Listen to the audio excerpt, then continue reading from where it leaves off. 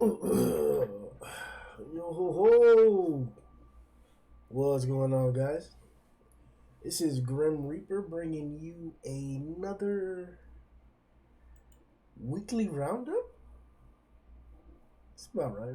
Yeah, it's about right. Um, so this week was kind of packed with shit and some good ass shit too, bro. Like some good ass shit. Um, One Piece came out, but they're gonna be on break next week. So unfortunately for you guys, you'll be on hiatus for that. You One Piece fanboys.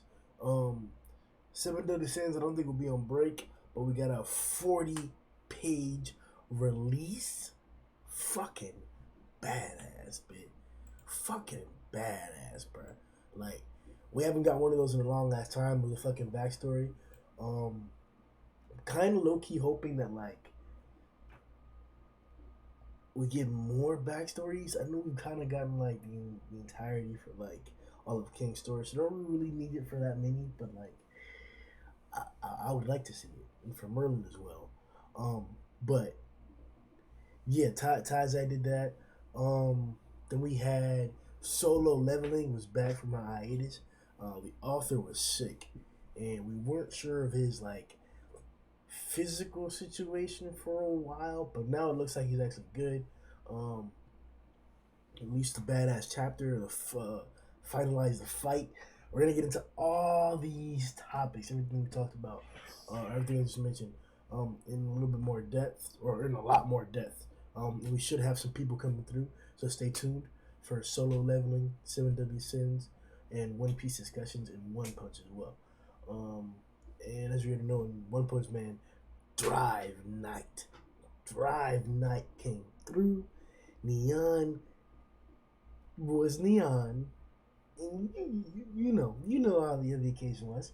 Um, Make sure you check out the live reaction for the chapter, the review for the chapter, and in a few days, the One Punch Man podcast will be up, and you'll be able to check that out. Hear the opinions of Zonin, Satsuki, myself, Matt, Keishan, Sundown, the whole squad. Um, Quick update: we were trying to get fucking Blastar back into the Grimm squad, but it's kind of hard to contact him, and I guess he's busy and doing other stuff. I'm not sure if he's keeping up with his channel as much, but we're gonna try and get that popping for at least this podcast or the next one. It's a new character, not necessarily a new character, but like the actual reveal of like Drive Knight's fighting capabilities. Not some flash, not some quick shit on the side, not up against Tigers, but an actual bout. And he completed as well, and it was a credible threat. So I'm excited to speculate on that with the boys. Make sure you check that out in a few days. Um, but in the meantime, I want to start with Solo Leveling, as some of the guys aren't here yet. Oh, you hear nothing? Oh, damn, no, shit. Hey, let me know if the audio's good, bro. Yeah, real quick, let me know if the audio's good while I kill this nigga real fast.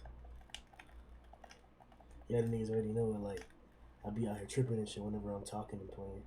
It's just hard, dog.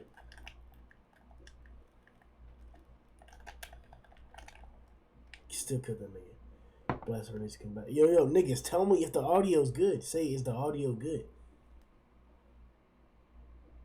Dang, bro, y'all niggas tripping. It was me, sorry. Oh, facts, bet. We in there? No need for worry. Alright, let's keep it going then. Alright, so like I said, we're gonna start off with Solo Leveling. Hold on, let me take this onto this bot. Hold on, fuck that. Fuck that shit. Hold on. This bot low key trying to like end me for real, dude. Alright, so I'm gonna start on Solo Leveling in a second. Let me put that up right here actually on the screen so niggas can know what's going on. Alright, it should be so. There we go. See, mid screen fucking put in that work and shit. Now you know what's going on. Solo Leveling. All right. Okay, so in Solo, So Sung's going through the tower of the demon castle. We've gotten to the top. Like we kind of mentioned this in the last time, but like I wasn't really cool with like off screening all the fucking like clans and shit. I would have been cool to see them.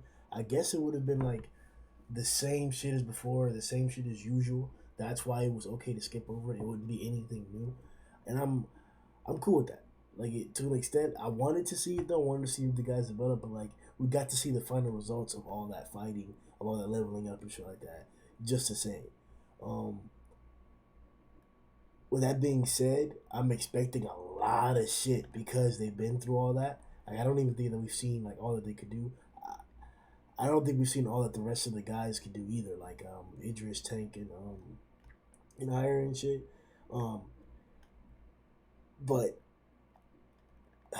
all right, so let's really get into it. So when Sung ripped this guy's arms off and then punched his head off. I don't know if you guys remember, but back when Sung was on like the 50th floor and he fought Vulcan, he punched that nigga and sent him across city blocks. Several city blocks he flew across from a punch from Sung. So Sung physically is fucking a monster. And now he literally like caught Kargan, this fucking badass strength monster and shit, like pinnacle of like physical power and shit. Like for real has physical power. I wouldn't be surprised if he himself was able to like to throw or punch Vulcan like Sung was able to do.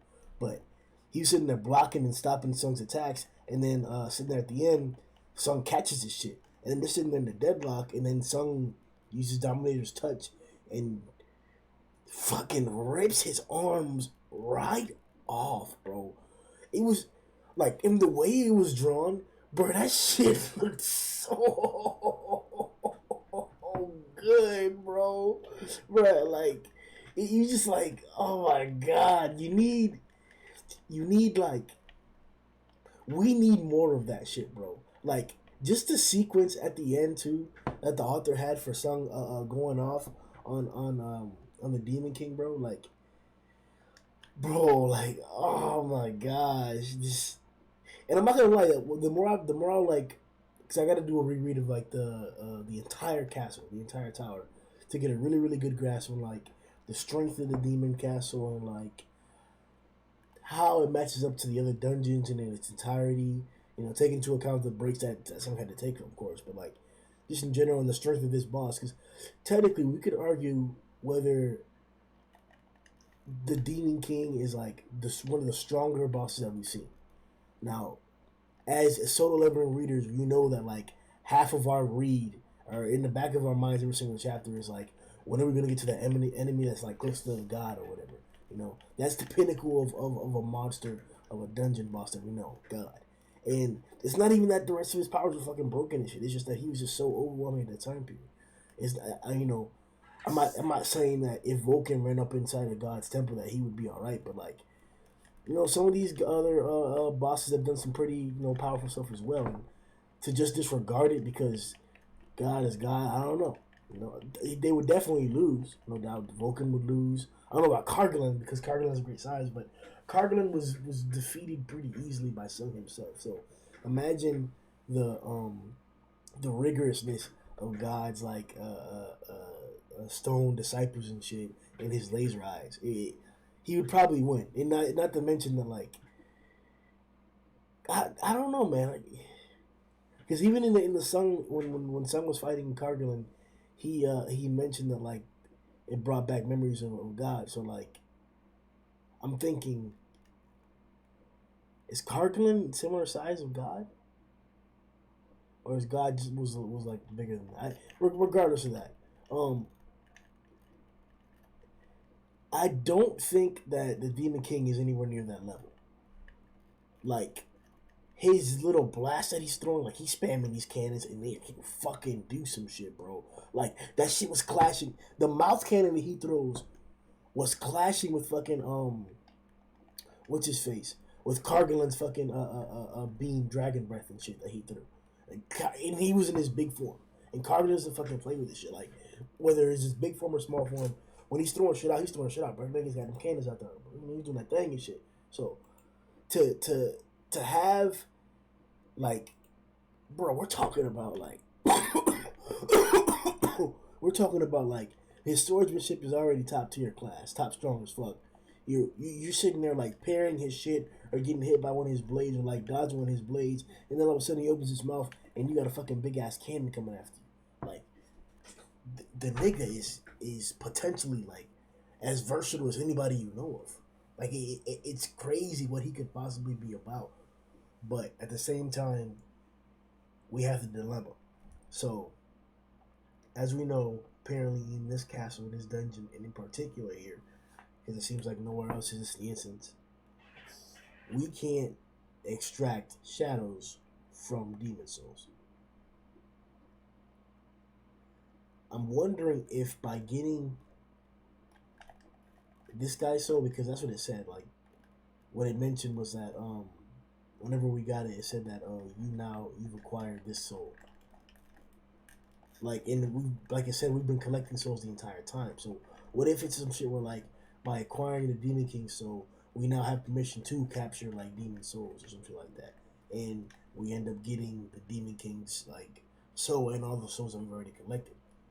In terms of shadows and all the shadows that we collected. So like I think we have like more than 10,000 plus demon souls. He surpassed that requirement back when we were like 450 or whatever like that. We were still trying to achieve that. He got to that point already. Um, and now we have the Demon King soul. It said that you got blah blah blah soul. So, what's real nigga shit? I would not be surprised if we gained 10,000 niggas. Like what was it? Like Sung said, whenever he revealed officially to the organization or excuse me to the association that he can make like 100 shadows or whatever. He could already at that point make a lot more than that. I'm not saying he can make 200, but like he can make a lot more than that. So imagine him having 10,000 under his control. It's a super huge exaggeration, drastic, hop, jump, whatever, fine, we want to call it, that's fine. But I'm still saying that, like, damn, it's also the only thing that he fought, too. Like, the Wyvern also died and didn't say, like, Sun acquired the Wyvern, so it just said he acquired the Demon King soul. So, I don't know, man. I want to say that, like, that them dropping that then wasn't just because he beat him, obviously. It was because it was alluding to the fact that Sung may be able to use that shadow. He may be able to extract shadow from the Demon King soul. That's what I believe. I'm predicting the next chapter we will be able to get the Demon King. That's a huge ass plus, my nigga. Not only did we get bro, Kargalan right before this, man. Right before this, we acquired Kargalan, man. Fucking around with high orcs in the fucking dungeon and shit when we had there to pickaxe or whatever. We fucking around to get Kargalan. And now the greatest achievement, the pinnacle of the Demon Tower, the strongest dungeon aside from the God place, that we've been to so far, and we're gonna get fucking the solution to fucking try and heal our mother or Sung's mother here. That's most likely what's gonna happen, or be the actual good result of it. Not to mention a new power that we're gonna get, or a new main power that we're gonna get for our shit. So we're gonna get even stronger and be able to branch out from that new power. So like the shadow extraction shit, Dominator's touch, all that kind of whatever it is, whatever new thing that it is gonna have the ability to branch off from it and get strong as hell and a lot more versatile. So if on top of all those things, we get the Demon King, nigga, who conjured up an entire army of his own, man. Not to mention the 10,000 souls that we already have with Demons Plus. This is more than that. But him conjuring up his own army, man, I'm assuming that if we do get him, he'll lose that capability. Or he'll lose the ability to, like, he'll lose his stock. So let's say if he has, like, 50,000 niggas, 50,000 demons in stock in the doors and shit like that, he'll lose them. It's not the ability to conjure the doors, but nothing will come through. So it'll be down to the demons to not only the demons, but the other shadows that that Sung himself has available. Those guys will come out whenever the Demon King's fight. So fucking it just out there fighting a nigga off, and then the Demon King comes out, busts a nigga in the face, and then he gets overwhelmed because he's doing strong ass shit, and then he fucking starts bringing out demons or whatever, calling them from the gates, or a random gate will come out of nowhere. It's the implications of us getting the Demon King spike up our power to like nation level for sure. We're already nation level. We've already seen the instances, as we talked about before, of some doing nation level things that are characteristic of being a nation level fighter. So like, if if if this is another step towards that, like it's here, man. We got the American guy. We know of the Japanese guy that's coming through. He's trying to get that nation level status. He's coming after it. It may not be exactly that strength. He may be nation level, low nation level, but he's coming through with the shits, man. That's what he's coming for. So the raid is coming. We already know what everything's alluded to. Like the leader of the association was always talking about that. Like we're only gonna be applicable to this plan if Song is with us, and with Song's with us, we're still gonna be at a minimum. Scrapping for like scrapping to provide the minimum or supply the minimum that we need to cooperate or to collaborate with the other nations efficiently. That's the position that we're kind of in right now as South Korea. That we're counting on some, but we don't really know what's gonna happen, and we're not really confident. So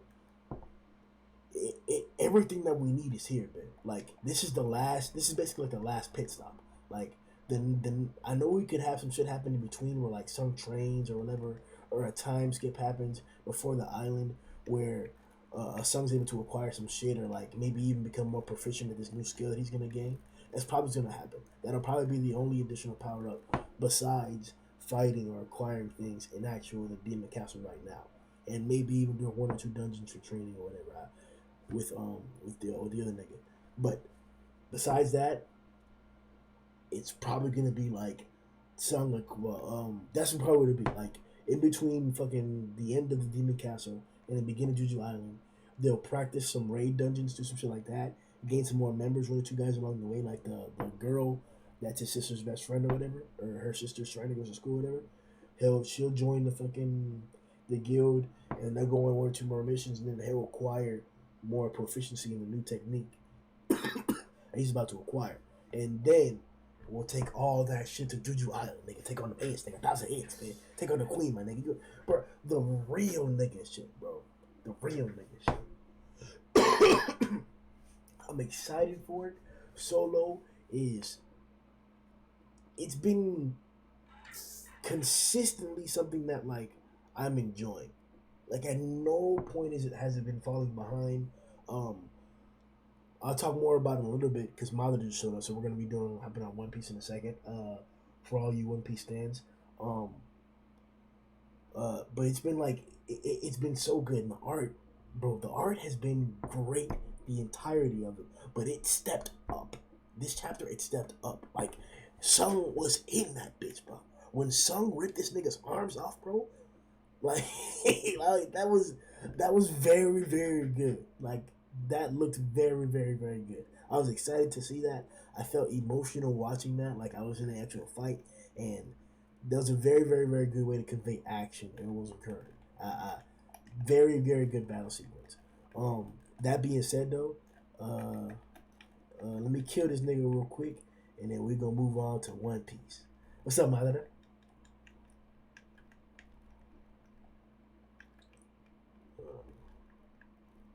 I think he may be like doing some shit because he muted himself when he came through. Alright,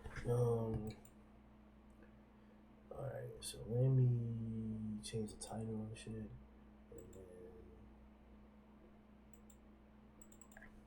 alright, so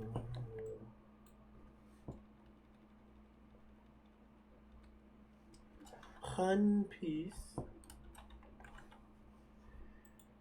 I know y'all niggas is hyped for last chapter, man. That last chapter was that thing. I ain't gonna lie to y'all boys, low key, bro.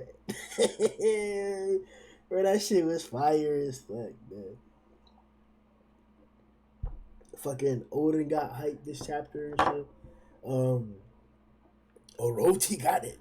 Orochi got hype, man. Like, low key, he's really the only factor that's like, really like, exciting me for Wano. I'm not gonna lie to you, man. Like, cause that nigga's like, he's oddly capable.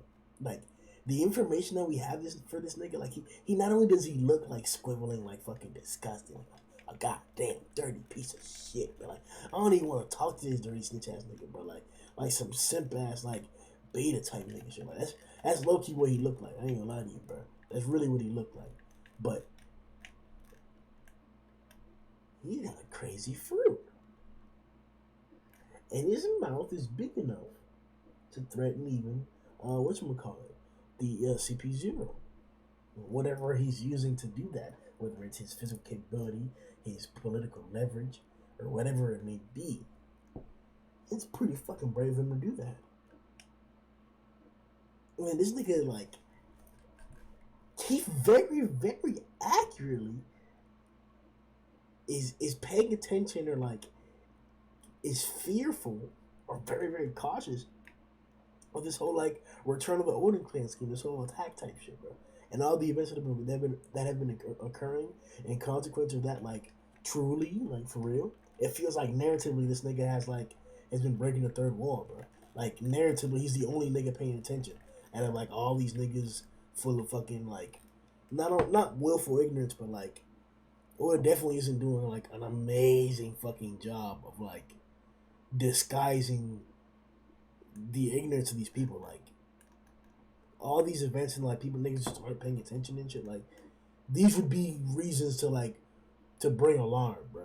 Like all these things happening, these simple coincidences that are not usual or like don't happen whatsoever often in Wano bit. Like all these fucking attacks and shit, pirates, the rumors, like these are going on, jailbreaks and shit, the niggas that are showing up randomly, the intruders or whatever, like all this shit that's going on, bro. Right around the time when this prophecy was supposed to be is coming up and shit like that, and even an event or an uprising in regard to the prophecy is also coming up. Like, bruh.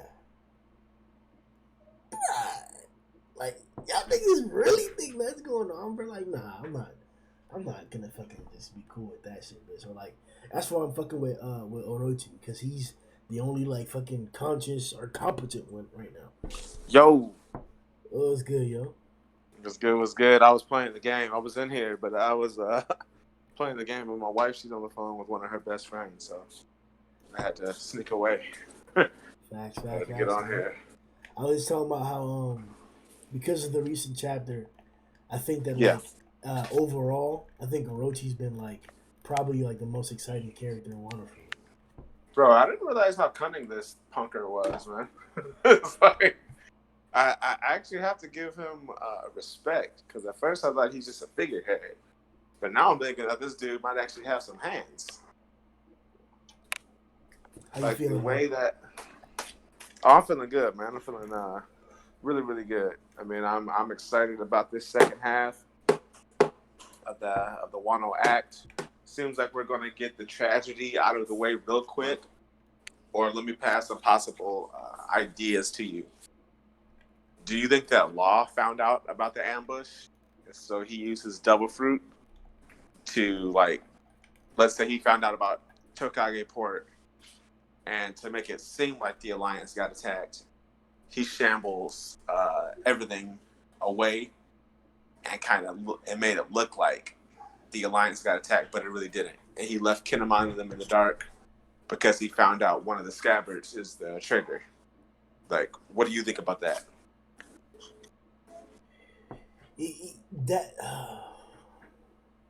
Because all those things work, and that would solve our problem or dilemma right now as to why, out of all the things that were supposed to be here, what was it, 40,000 niggas or 4,000 niggas, something like that.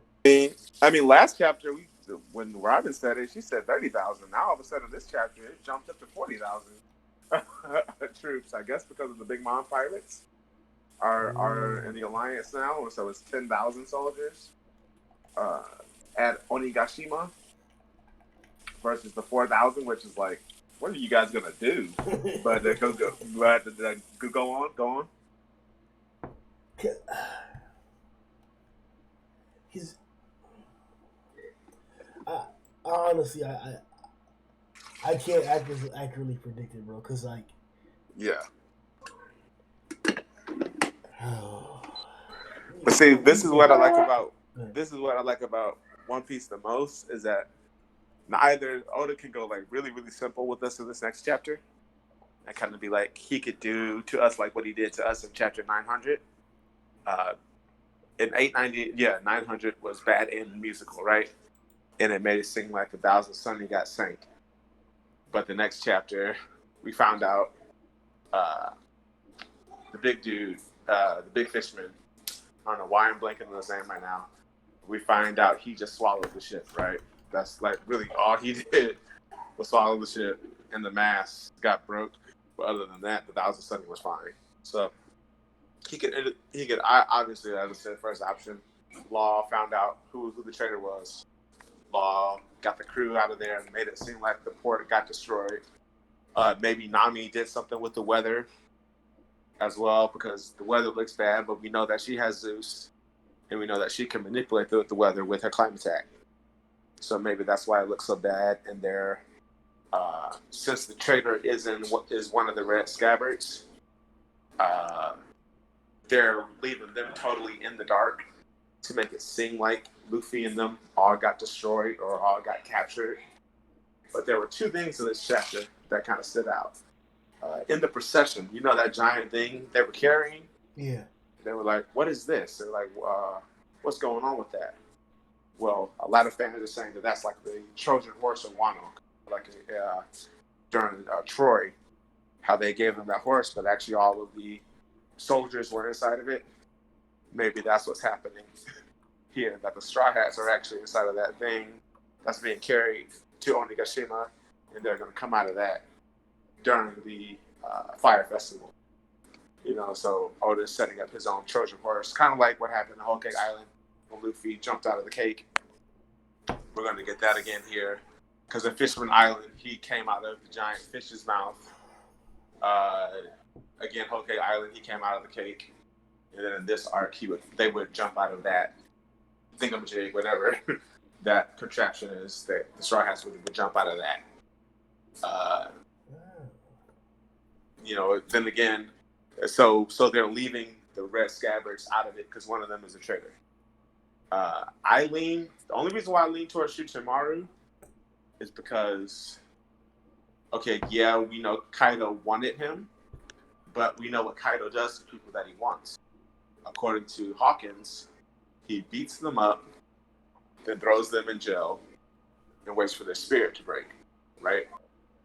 But with Shuchimaru, one, he knows what Shuchimaru is, because they're the Atamayama bandits from the mountain, from Mount Atamayama.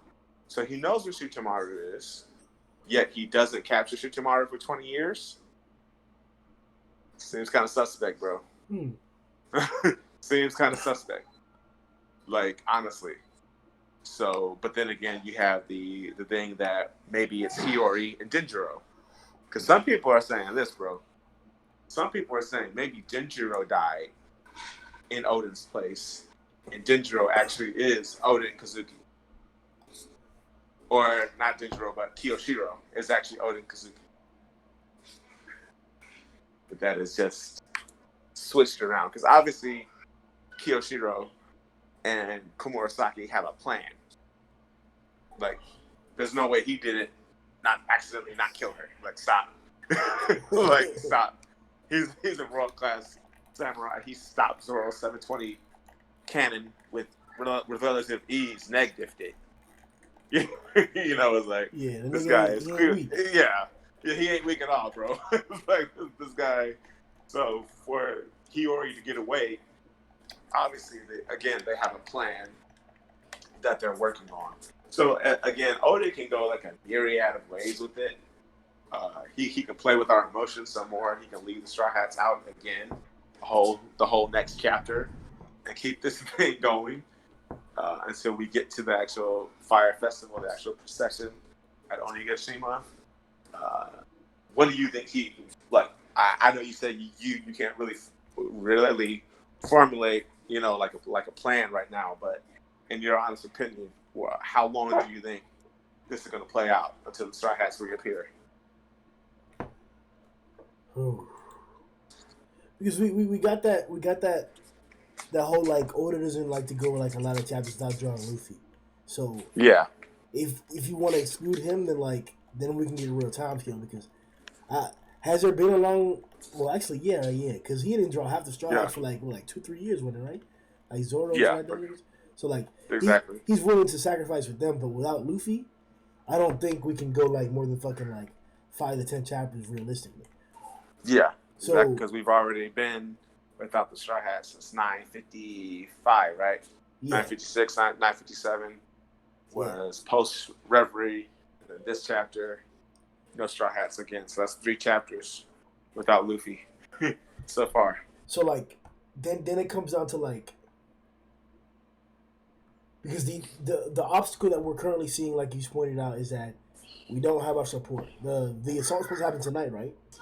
Yeah, it's supposed to happen Yeah, on that night with the full moon. yeah. We don't have it, so it's either that the plan's gonna be postponed or just like regular One Piece, within one day, an absurd amount of events are going to occur.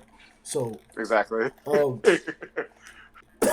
so like it really comes down to if what you said about law is a credible belief, or whether like we should be thinking about like something else being a possibility. Because like if law's gonna fix the issue right now, like here, like in an instant we can fix it or whatever, and it's gonna happen now, then sure, then we can talk about a certain set of possibilities. And the Straw Hats Yeah. may not be gone for more than like 5 to 10 chapters realistically. That's a long time in real time, but like in chapters length, it would only be 5 to 10 chapters. But if Yeah. this is gonna be like a scheme where like we have to go to a different day, like to actually do the assault, or like fucking even Orochi's man is to actually destroy our forces, and that's the case, like that we don't have the forces that we thought we had anymore, they're destroyed, another obstacle, then it could be even less time because we would have to be forming a different plan depending on how quickly we have the info, or Yeah. we're just fucked, man. Or it would be a long ass time because it would take that much longer to set it up. It would basically be like Oda teasing the whole climax thing. But like you said, it's following the whole act scheme, and Yeah. I don't know like how the principles of that or descriptions of every single act. I don't know what's usually the climax and shit like that. So I'm assuming that Yeah. because we were already teasing the climax, putting the finger on the click, that it's going to be a quick solution. That all these events are going Yeah. to happen within a succession of time period, most likely a day or maybe even this entire night, and it's going to be a quick solution. So it may be law, like you said. It really may be that law like shambles all these niggas out of there and shit. But where? Yeah. Exactly. Because I think it's going to be the same day simply because this is the only full moon that they're probably going to get. And we know that with a full moon comes what? Sulong from the Minks. That's when they can use their ultimate transformation. They already said that they plan Oh to exact yeah, revenge. narratively that'd Yeah, be the time to use it too. exactly. That they plan to exact revenge against Jack. Uh, Duke and Urashi found a little boat, a dinghy, and they're going to set sail anyway. Like, they're not changing the date. They're still going to go now. So that's what I'm saying. I think Law found out who the traitor was, and uh, he's not letting the Red Scabbards in on on what the other half of the alliance is doing. Like since he knows a rat is in their group, I'm not telling them anything. He's gonna let Luffy and them know. We might get that confrontation between them when they arrive at Onigashima, and they're gonna be surprised, like, OMG, everybody's here. What happened? And then Law is going to confront whoever the traitor is. Like, you set us up. Like, you dimed us out. Why did you do that? This is y'all's plan for 20,000. For not 20,000, but for 20 years. You guys have been planning to overthrow Kaido and Orochi. Why betray the alliance now? And then we might get a backstory. Whoever this character is. We know Zoro has cast suspicion on Okiku, and Zoro's usually right with his suspicion. Remember, Zoro didn't trust Robin. Exactly, he didn't trust Robin. He's like, I don't trust you. But was As he far right as about that? No, she's trustworthy. exactly. So anyone who Zoro thinks is trustworthy, pretty much on the level. But anyone Zoro casts suspicion on, there's a reason to okay, let's back up. Who is this character? We know that Okiku's been there and Wano the longest. She didn't leave with Kinemon and them. She stayed behind. So maybe I keep saying she, but he. Maybe he switched sides after the 20 years. Again, then there's also, again, Shikamaru. We know Kaido's method was to capture you, break your spirit, and have you join him. Yet Shikamaru has been able to run around Wano for 20 years. Now, maybe he's just that slick. We did see him job up your boy Jack a little bit. You know, he put some moves on Jack with the breeze. Exactly. You know, left the man in bandages. Probably an awakened zone user and bandages, which is weird. But he sliced and diced them up. And so that's like, he's the outlier. Maybe he's the like traitor. So, and then ultimately we have Komurasaki and Denjiro, or Kiyoshiro, who I definitely expect is going to show up to Onigashima, even though he's supposed to be the one left in charge in the capital. I definitely think he's showing up anyway. Damn, bro, it's thick, bro. Yeah, it's thick. This man really fucked everything up. Whatever, I don't know what he did, but that shit worked. Exactly. Whatever the fuck he did, man. Did you talk about One Punch Man already? No. We about to hop on that in a second. Okay, yes, sir. Yeah. Chapter of the week. Yeah. No, you already know it's the chapter of the week. You already know. Shit.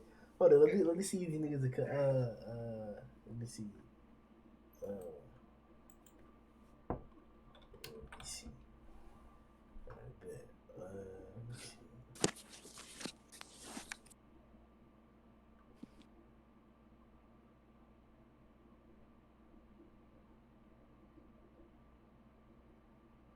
I bet. Let's get ready to make that transition. Hold on, we change the title and shit too. You know, that's gonna make it official. Change it from that one piece to that one punch.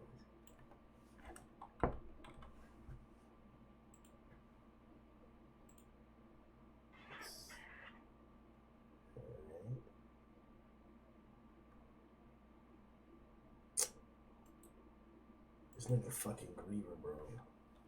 Nigga. Oh man. I got so many questions for you with this with One Punch Man. I got so many questions for you. No, bro. This is all you, bro. This is all you. Okay. Yeah, Okay. I can't say like I always hate this part because I can't say that much yet, but like just fucking just go in, elaborate, say everything you can, like take up all the time. We got like 20 minutes for One Punch Man, and Grimm from the comment and tag team with some shit too. So all right, let me go on to pull the chapter up so that way we can go on and get really into it. With what happened, we can go page by page synopsis or something like that. Nigga, that's bad. Bro, like Drive Night really rose up on my list, man. Like I did not expect this nigga to be as dope as he was, man. It was like, okay. So basically in this chapter, we get the fight between the S-class hero, Drive Night, and the Dragon Threat level enemy, Nian Nian, or the cat guy. Some translations say Nian Nian, some translations say Neku Neku, which Neku just means cat in Japanese. But we get the whole chapter is dedicated to this fight between Drive Night, again the S-class, versus Nian, the Dragon class hero, the Dragon class villain. And Drive Night has some pretty impressive transformations. Depending on the translation you read, I read from Mangaka a lot, and they were basically saying that a lot of his Drive Night moves are based off of shogi. So like his chariot would actually be called Lance, since he drives in a straight formation when he does it. They'd be called, it's like a lance move, like a shogi lance move. That's what he basically bases all this stuff off. Even though it's kind of weird because he's a knight, so you would think it would be based off of chess, but it's actually Have you played based shogi off before? Shogi. So what? Have you played shogi before? Nah, I Damn. don't think so. Yeah, nah. So yeah, they had just put all this stuff in the notes, like in this chapter. Yeah, So manga notes. yeah, exactly. And so basically, he starts off the fight, Drive Knight, with a smoke screen, and Nian does what he does best. He slips into the cracks, you know. But then again, he thinks he's gotten away as he always does. But then he realizes that his skin is burning. Turns out the smoke screen is actually poison gas that Drive Knight elicits, which is another thing. Like all of his stuff is like a puns based off of Shogi. And so Drive Knight actually drops poison gas on him, so he has to come out of the crack, you know, and actually come back up and fight. So he gets pissed off and tries to go in at Drive Knight. Drive Knight shoots off his missiles at him, and in the end, you know, obviously with the slickness, dodges around it, and he's about to punch Drive Knight in the face, and while he's in his motorcycle form, but like out of nowhere, like within the man, that had to be like flash speed, and like 0.2 seconds, this nigga transforms into his night form. Basically, he turns into a minotaur, and he does a heel kick and kicks Nian away. And then from that, he does his flying chariot, and basically he turns into Bishop now. So some people might call this a discount child Emperor armor. But Nian is just that nigga, man. Like his transformations allow him to do some pretty impressive stuff. If you judge just by his fighting style, kind of on the same level, if not maybe a little bit better than what even Phoenix was able to do. Because he gets inside of Drive Knight's armor and just totally obliterates it, like with the ease. He negatives his armor. He negatives Drive Knight's Bishop for him. Like, what was that for? You know, so even though Drive Knight first transforms into Bishop, it seemingly lands a powerful punch. Damn, I didn't even think about it like that, bro. He low key did like basically beat the Yeah, form. Like, yeah, he beat that shit low key. he beat it. Like it was like it looked like he landed a huge blow on him, but Nian countered it. Like, oh, okay, you like think this is slick? Well, watch this, you know. And then he evades his armor and tears it up from the inside out with feline retribution. Retribution is a counterattack. So basically, you could say with the same force Drive Knight hit him with, he countered with and totally obliterates his Bishop form, which is just an outer shell. It's not actually Drive Knight's body. It's just an outer shell of what Drive Knight What you mean? has. No, that is the suit. The So, bishop, the bishop is like an actual like a mecha, and the gold is armor. oh, okay. So, well, the reason why I was saying it wasn't his actual, because Drive Knight is the cyborg, right? So does he just produce that Bishop from his body?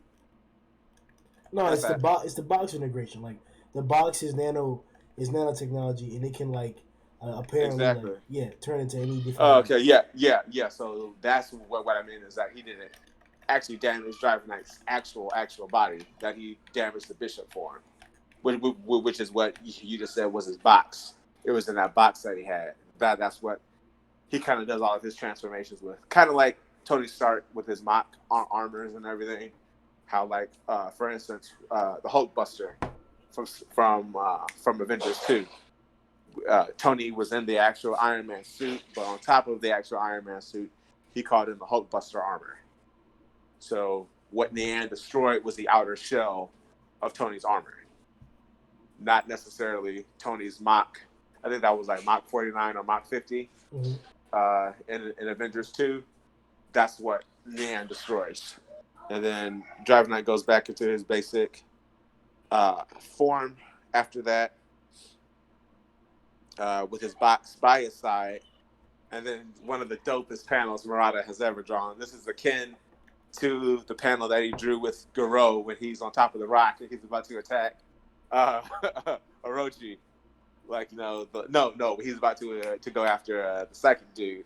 What's his name? The one Tatsumaki beat up in the underground. I forget. Why am I? Giro, yeah. Giro, Yeah. yeah. Get when he says that when Garo says I'm about to go on a hunt, the way Murata illustrated Nian's face with all the veins popping out. No, I was like, Yeah. dude, Murata's a beast, bro. And then That the next nigga. panel, yeah, go on. I say the nigga's fucking godly, bro. Exactly, Galley. And then you see him bring out his claws, in a different pose than what we've ever seen him take. And then you see Drive Knight say that he's about to go into his gold form, and so I'm about to in go the into end, my goal form. exactly, he's like, I also have just decided tactical transformation gold.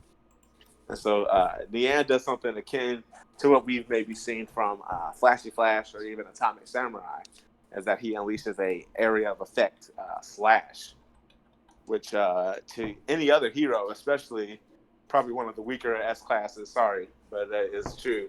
Uh, Puri prisoner, we know that he would not be able to survive this attack, even with his hair armor. He would not be able to survive this attack. Nian just released on Drive Knight, but Drive Knight tanks that. He takes it in his gold form. It doesn't even leave a scratch on his armor. Like, his gold form is perfectly fine. And so he comes in close. Does his basic slip move. He slips in between the rubble. And then you have it to where Drive Knight is trying to track him with the system. He's trying to counterpunch. But again, Nian releases Feline Retribution, which just sends like a bunch of claw attacks everywhere. But again, Drive Knight blocks. It doesn't do anything to him. We see him. He tries to like target for the punch, and we know that Nian slips into the rocks, and then that's when Nian evades his armor. Greer, feel And then free to from comment on anything. so I'm what? just I'm just listening to what Madara is saying right now. But I do have to say I agree with Madara. Like, sorry, Peri Prisoner is one of the weaker S class. He ain't taking that shit and stuff. Nah. So far I'm agreeing. I'm agreeing. Once I find something he says that I disagree with, then I'll say something. Oh no, bro, we can argue that. Okay. We All can right. really argue like, and this really would be the place to put the bullshit. Like, Pootie tanked one of his claw marks, like dead on, head on, and shit. He just tanked that shit. It wasn't no like shit like this, but like Pootie a tank low key, bro. I don't know. Yeah. Yeah, but we Yeah. saw Garo. Now I mean it is Garo, so it's a totally different story. But we saw him literally like bust through his bristle armor. Like, it didn't even matter. So and I know that's Garo, but all I'm saying is that we've seen that bristle armor can't really do much when the attack's too strong. Agreed. I mean, I think Putty is going to evolve again. Obviously, this calls for it with what he just witnessed. Whatever his next catalyst is going to be, maybe some more prisoners who escape. Maybe they'll be his next catalyst again for him to get stronger. Because obviously that's kind of where the story is right now. A lot of people are going plus ultra, if you will. They're going beyond what they can do or what they believe they could do at that time. And so it's pretty cool seeing that dynamic with a lot of these S classes. But getting back to the fight, we see Nian invade Drive Knight's gold form and kind of try to start playing with him, right? He's tapping him on the shoulder, tapping him on the back of his head. I'm over here. I'm over there, and then he unleashes a few slashes on the inside of his body, which does produce smoke from the gold form. So maybe he was able to get off a little bit of damage. But a few panels later, we see that it really didn't do much of anything because he thinks he has the upper hand. He's like, I'm about to unleash feline retribution upon your whole body. And Drive Knight just starts glowing, and he's like, "Nigga, I got you." And Yeah. he unleashes one of Murata's best pieces of artwork. I won't say as of late because Murata's really been on it. But when he heats all the way up and all the steam is coming off, and just how Murata has illustrated that right here is just beautiful. Uh, we see that he basically goes supernova from the inside out of his body, in the gold form. Nian can't take the heat, so he tries to get away. Dragon Knight grabs him by the throat and says silver. And with that, he's turned his arm into a blade and skewered skewered Nian from his back through his stomach. You guys remember the um the flute lightsaber that John Emperor had? Yeah. Yeah. What do you guys think is cooler, the lightsaber that his big mech brave giant had, the flute, or this Drive Knight blade? I like everything that Drive Knight was doing, honestly. Just I think he's like I'm still salty over the tickle bug thing with Child Emperor, but so I mean, He's a child hater. it's really whoa, like Chubb convinced me that no, like you step it back a minute. I don't really hate Child Emperor. It's nothing really that Child Emperor did. It's the fact that the whole tickle bug thing, which is what made me hate that situation. But all in all, no, I liked like Child Emperor's interaction with Waga, whatever that fucking kid's name is. I like those interactions. I like that Child Emperor, like his inner monologues, like being in charge and stuff, and not really feeling ready and stuff. So actually, the character Child Emperor, he's fine. I don't actually have a problem with him. I just had a problem with the ending of the Phoenix fight. But I have to admit that Drive Knight to me way cooler, way more prepared. Like we saw Child Emperor. Now, to be fair, Drive Knight clearly had information on Nian, but we just saw Drive Knight basically like, boom, poison gas. I know that's not going to work. So, like, Drive Knight isn't depending on one attack. He literally goes from, boom, poison gas, boom, motorcycle, boom, golden heat, boom, this, boom, that. He's one after the other. He just doesn't stop. You never see him pause and go, I know this is going to kill you, and stand there and wait for the gas to kill him. No. He just keeps going because he's like, this dude, this is Nian. This is a strong motherfucker. I have to constantly attack. He seems to be a more well-rounded, like, he seems to be like the adult Child Emperor. Like, Child Emperor would get on that level one day, to me. True. I mean, he does seem to be a lot more confident in his abilities. Granted, we didn't get any inner dialogue like we got from Child Emperor, and obviously, he's a child. Yeah. His mentor is Metal Knight, who was like, "Dude, I'm not going in here at all. You guys can have it." I think it's a waste of time.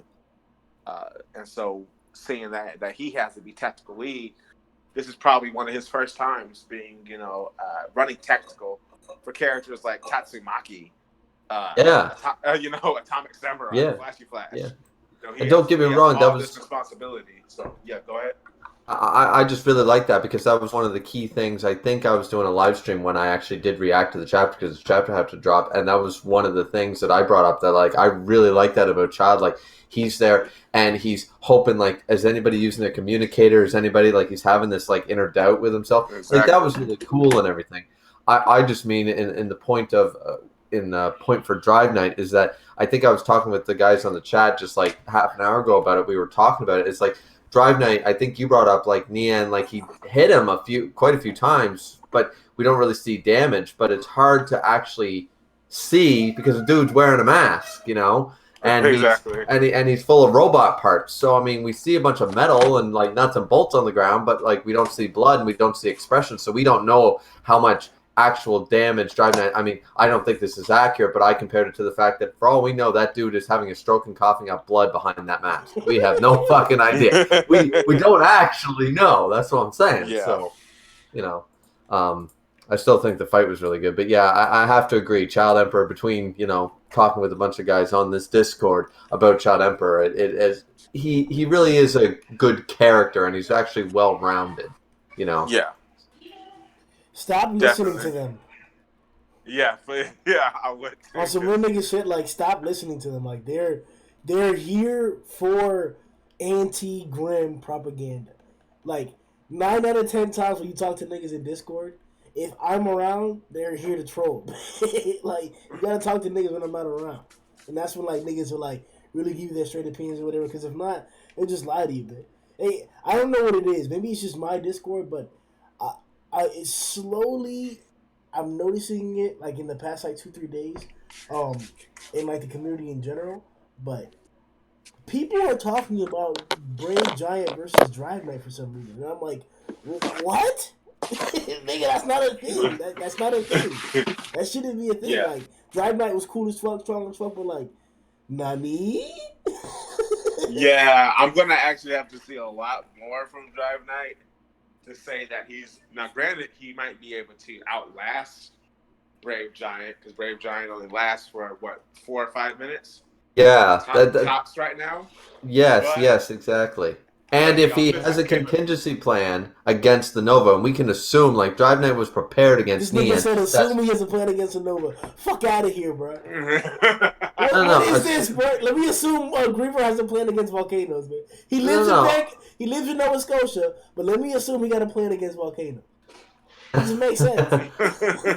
No, no. What I'm saying is that the man was planned against Nian, and that's why it wasn't a longer fight or more high diff because he already knew about Nian and his abilities, so that made the fight he was better prepared. If he knows he's going up against the thing, then he'd probably be prepared. I'm not saying he's going to win. I'm saying that then it becomes more iffy to me, because if he's got some contingency to stop the Nova Blast and last out the 3-5 minutes, whatever it is, then you just have to consider, can he last 3 to 5 minutes? I mean, to me, this chapter, though, called in question Drive Knight. Because we were told Drive Knight went down into the tunnels and disappeared. No one knew where he was. Only for Drive Knight to reappear, and now he's whooping tail. Like, what happened to Drive Knight? We literally saw panels of Metal Knight's cyborg body torn apart. But again, we were told Drive Knight went down into the tombs and disappeared. Now all of a sudden, he's reappeared. He has intel on Nian. Well, we could assume and say, oh well, he's a good guy, and he just kind of lucked up on the database, got Giro's flashcard, downloaded it, found out about all these guys' abilities, and made contingency plans for it all. Or he might not be as good of a hero as we think. What are y'all's thoughts on that with Drive Knight? Greer? Well, yeah, I like what Mater is saying about it. It seems to be one of those situations where you just have to look at the character as we've been presented so far, and we've been led to see information, but we don't really know enough about certain characters. You know what I mean? To me, Drive Knight, it was really cool this chapter, but it's hard to form an opinion about a guy that really was basically in the background and we didn't really know much about, and now he just had a moment to shine last chapter. But that's, as far as I know, I'm not a person who rereads, and I don't read the webcomics, so maybe there's more. I know you don't reread. But no, I reread some series, but One Punch Man is not a series I reread. That's gay. I'm only on what I recall from memory, and I don't really remember much about Drive Knight up until this chapter. But I never had enough information to form an opinion, so I'm still just waiting to see more from him, sort of idea. Well, Drive Knight was the one who told your boy Genos to be wary of Metal Knight. Mm-hmm. And the community has kind of formed a hypothesis or a theory that maybe Metal Knight is the one who's on level, but Drive Knight is the one who's not on level. Because he's the one telling Genos to be wary of someone, but maybe the one Genos should be wary of is Drive Knight. Because again, he disappears. We have no idea where he went. We just know that he headed down into the ghost town. He went down into the Undercity, the underbelly, where all the heroes are fighting at right now, and his tracker went off. And then again, he emerges. We see him beat Nian. He had contingency on him. Where did he get that tactical contingency from? Because Piri didn't know anything about Nian. Yeah. He knew nothing about him. Yeah, I was wondering that too. Where does he? So is this guy? I just have a question. Is Drive Knight actually letting on that he's for all we know, he's got one of those like Dragon Ball Z, like one of those flying robot bugs going around, like for the androids, like Dr. Gero, fucking recording everything that's going on in the tunnels and all the fights, and he's being like, "Huh, okay, now I know what to do when I come up against this guy." You know, like are they like? Is that like where is he getting all this awesome intel? You know. Yeah, I mean, Drive Knight. I'm not gonna cast ultimate suspicion on him and say, "Oh, he's working for a third party aside from the Hero Association." He is. Maybe he is. Maybe He there is a said third it. party. And he did where? He works for the I mean, organization, basically. the organization. Yeah, it's his third. It's his third group that exists. He said it. You know what? You are right. You are right. There is a third group that exists. Yeah. So he is a double agent. So that's probably where he got his info from. We can assume that's probably where. Well, where he got his that's info the from. theory, quote unquote. Because the theory is that there's a guy named G5 who just died. He's a demon or whatever. He fought Atomic Samurai. The theory is that he is Drive Knight. Whoa, G5? Oh. Yeah, there's been a lot about that. Or it's Metal Knight. I've heard Metal Knight too. So that was just a puppet of Drive Knights? No, like that's one of his transformations. Like in the podcast tomorrow, make sure you guys stay tuned. Shout out. Not the podcast tomorrow, my fault, but whenever we do the podcast and it comes out, because I ain't gonna set a date. That's one of the topics we're gonna discuss. Which of the shogi pieces does Zonin believe the G5 suit is a part of? I believe there's like 12 to 14 particular pieces, like rooks, queens, knights, stuff like that, gold, kings, and I'm wondering which one he believes is that, because we just got this information review. But it is like a theory that he's championing. I'm not sure if he made it himself or if like he's just been like pushing it like really hard. But either way, that's gonna be something we're speculating on, because it's kind of weird. Like if he's actually that, then that would be one of his sets. One thing that I mentioned in the review is that he's been given a format of like different things that he can transform into. We just saw Chariot, in other words, for example, but if you look at Chariot has different capabilities within it. It's not just a bike. It's a bike with missiles, poison gas, acid, different capabilities like that. So imagine all the other forms that he has, transformations, right? Let's say that he has 10. I can change the numbers. I don't know, but assumedly, let's say that he has 10, right? If each of those 10 transformations can have a variant, so like let's say that the motorcycle was that how it is, but it could also be like a Harley Davidson, right? With different little traits to it too, right? Let's say each transformation had that. That's already an exponential amount. So Drive Knight could really be crazy. We could see a lot of stuff from him just with his different forms and shit. But I just don't want to overhype this guy. Yeah. I mean, obviously it was. I'm not going to say it was just Nian Yan, but it was Nian Yan. Like it wasn't someone like Phoenix Man who can revive himself, who really had Child Emperor dead to rights except for the tickle bug. Don't bring up that goddamn tickle bug, man. I'm just gonna fucking start. Fucking stupid ass tickle bug. So much disrespect. I want to hear you choose opinions on Neon and the character as a whole. On who? On who? Second. Neon. Neon. One of I won't say one of the more impressive. Well, he is a very impressive dragon ranked monster. Obviously not a Phoenix Man in terms of damage output.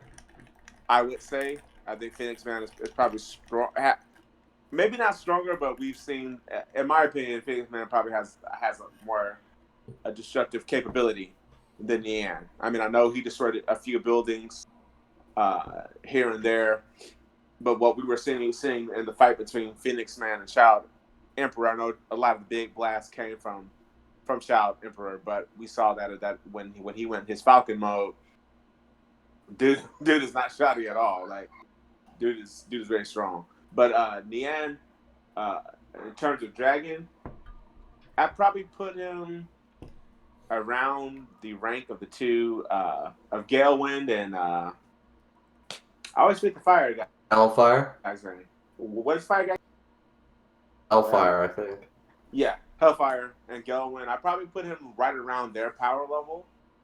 Uh, Obviously, I think this is only because I play Splashy Flash around the same power level or at the same power level as my boy Atomic Samurai.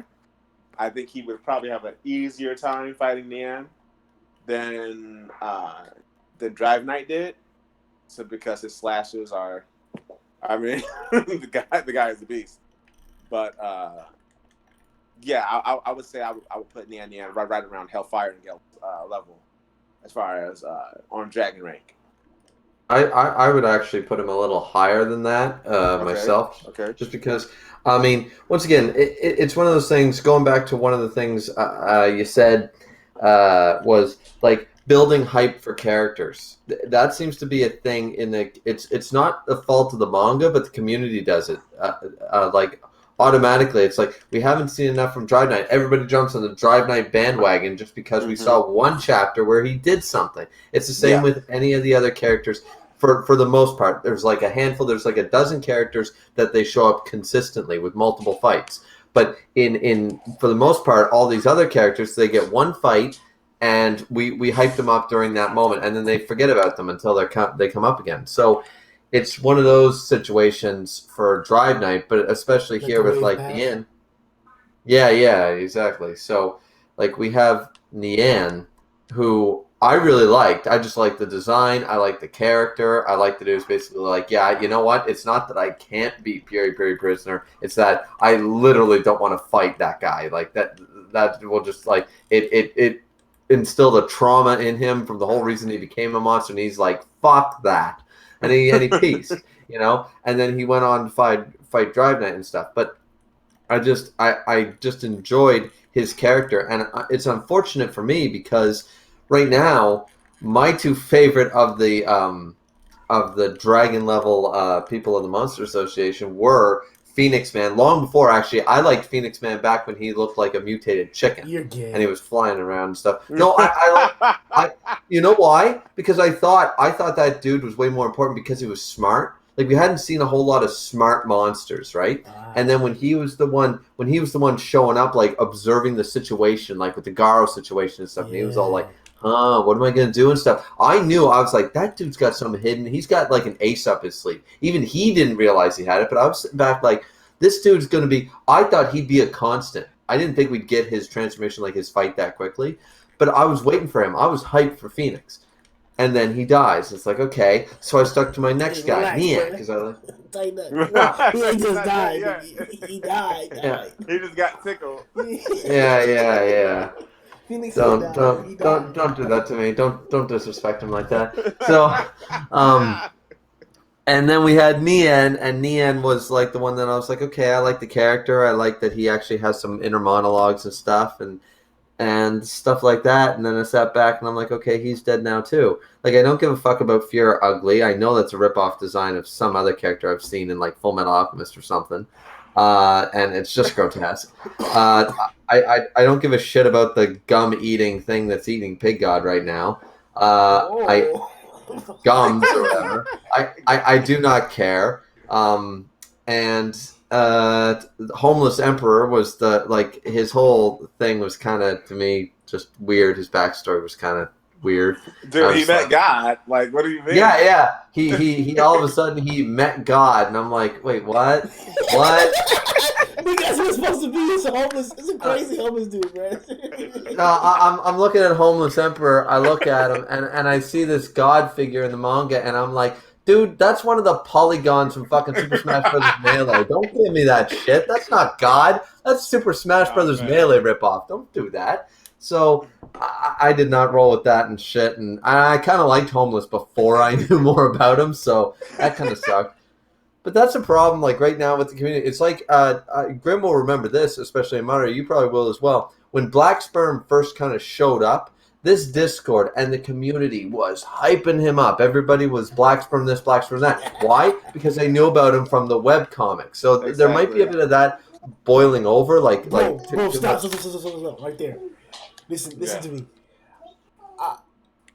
My niggas, like, this is what I'm talking about. This is what I mean by preconceived webcomic notions. What you just defined. And I'm going to take that sound clip and I'm going to play it to these pussy ass niggas in Discord. That's what I'm talking about. They know or think about or are influenced or have opinions that are formulated by information that comes to them in a certain way, the webcomic way.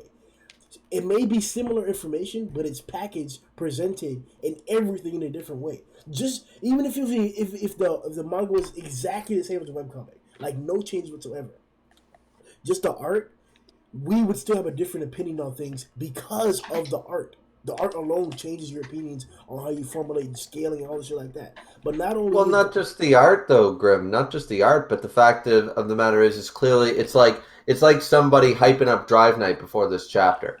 Well, they're like, oh, I love my boy Drive Night. He's awesome. It's like, well, why?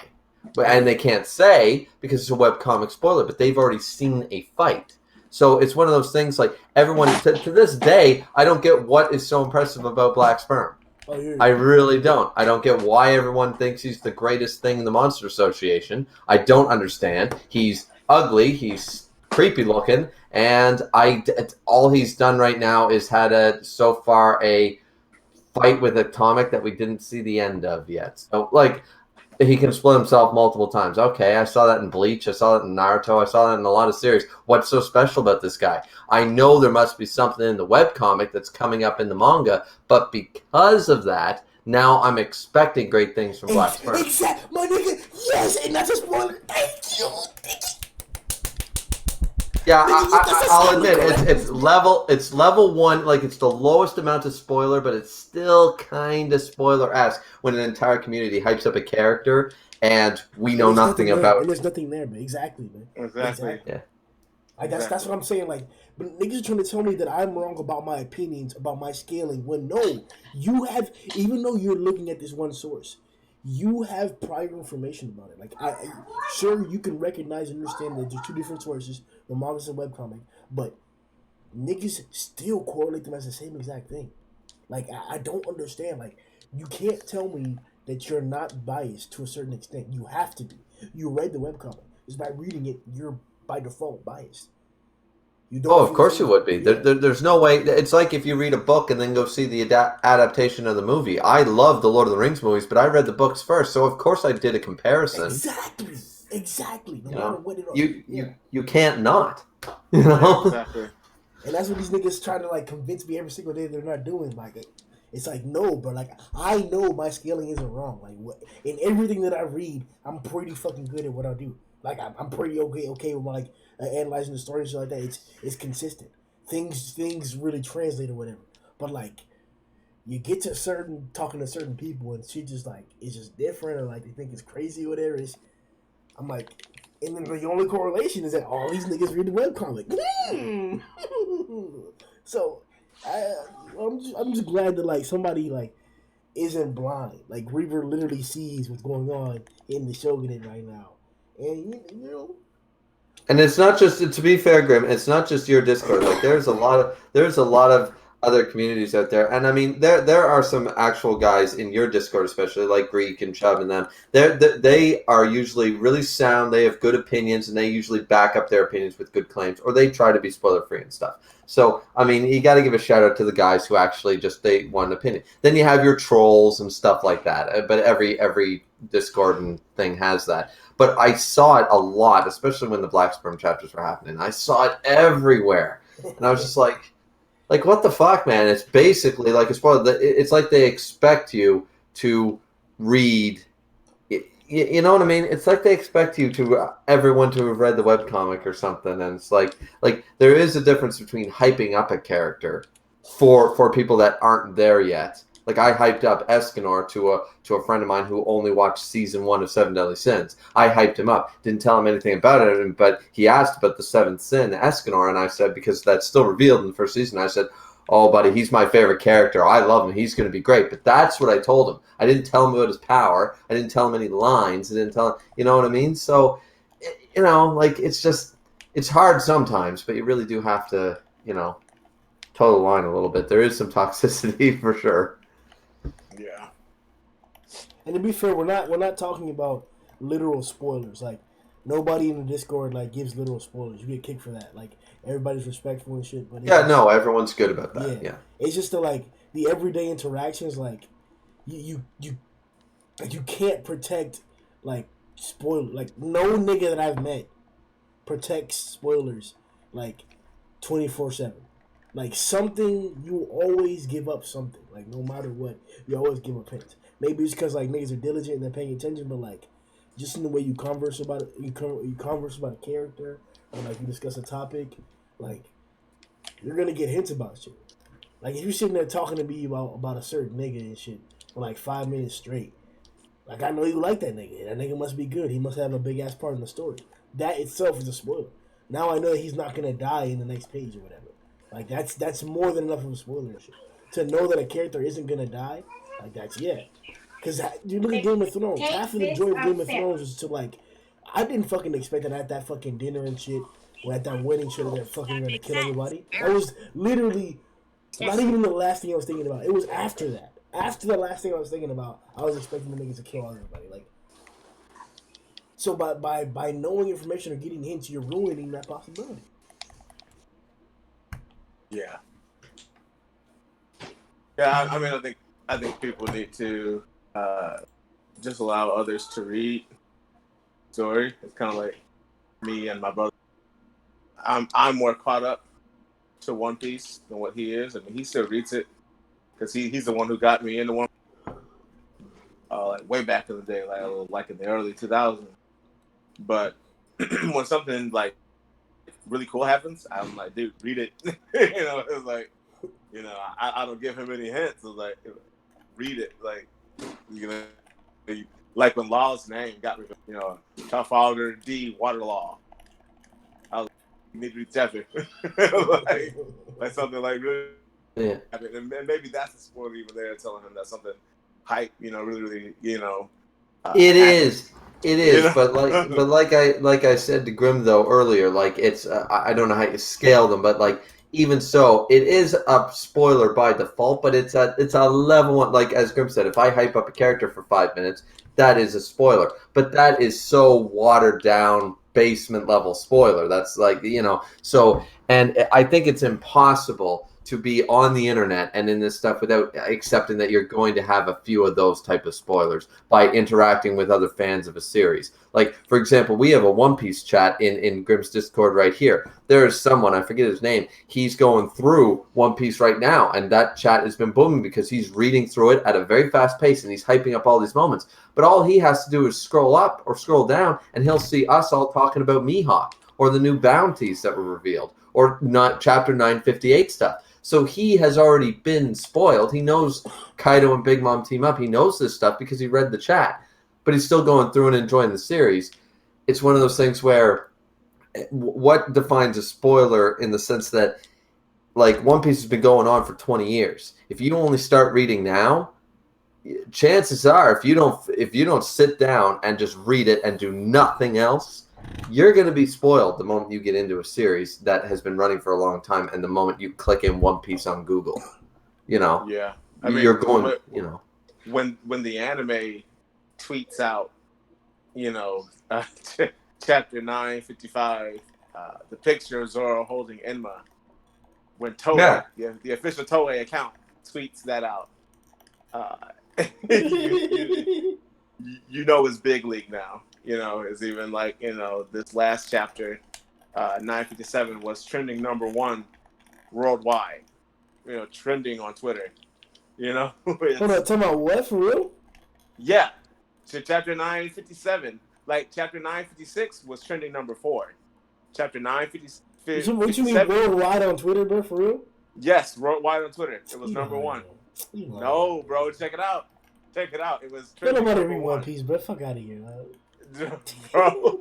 Yeah, I forgot. Grimm with his never wrong opinions got an opinion that One Piece is not the firest shit ongoing right now. I forgot about that. I mean, it depends on what you're like reading. I can say for the last 3 weeks, One Piece has probably had it.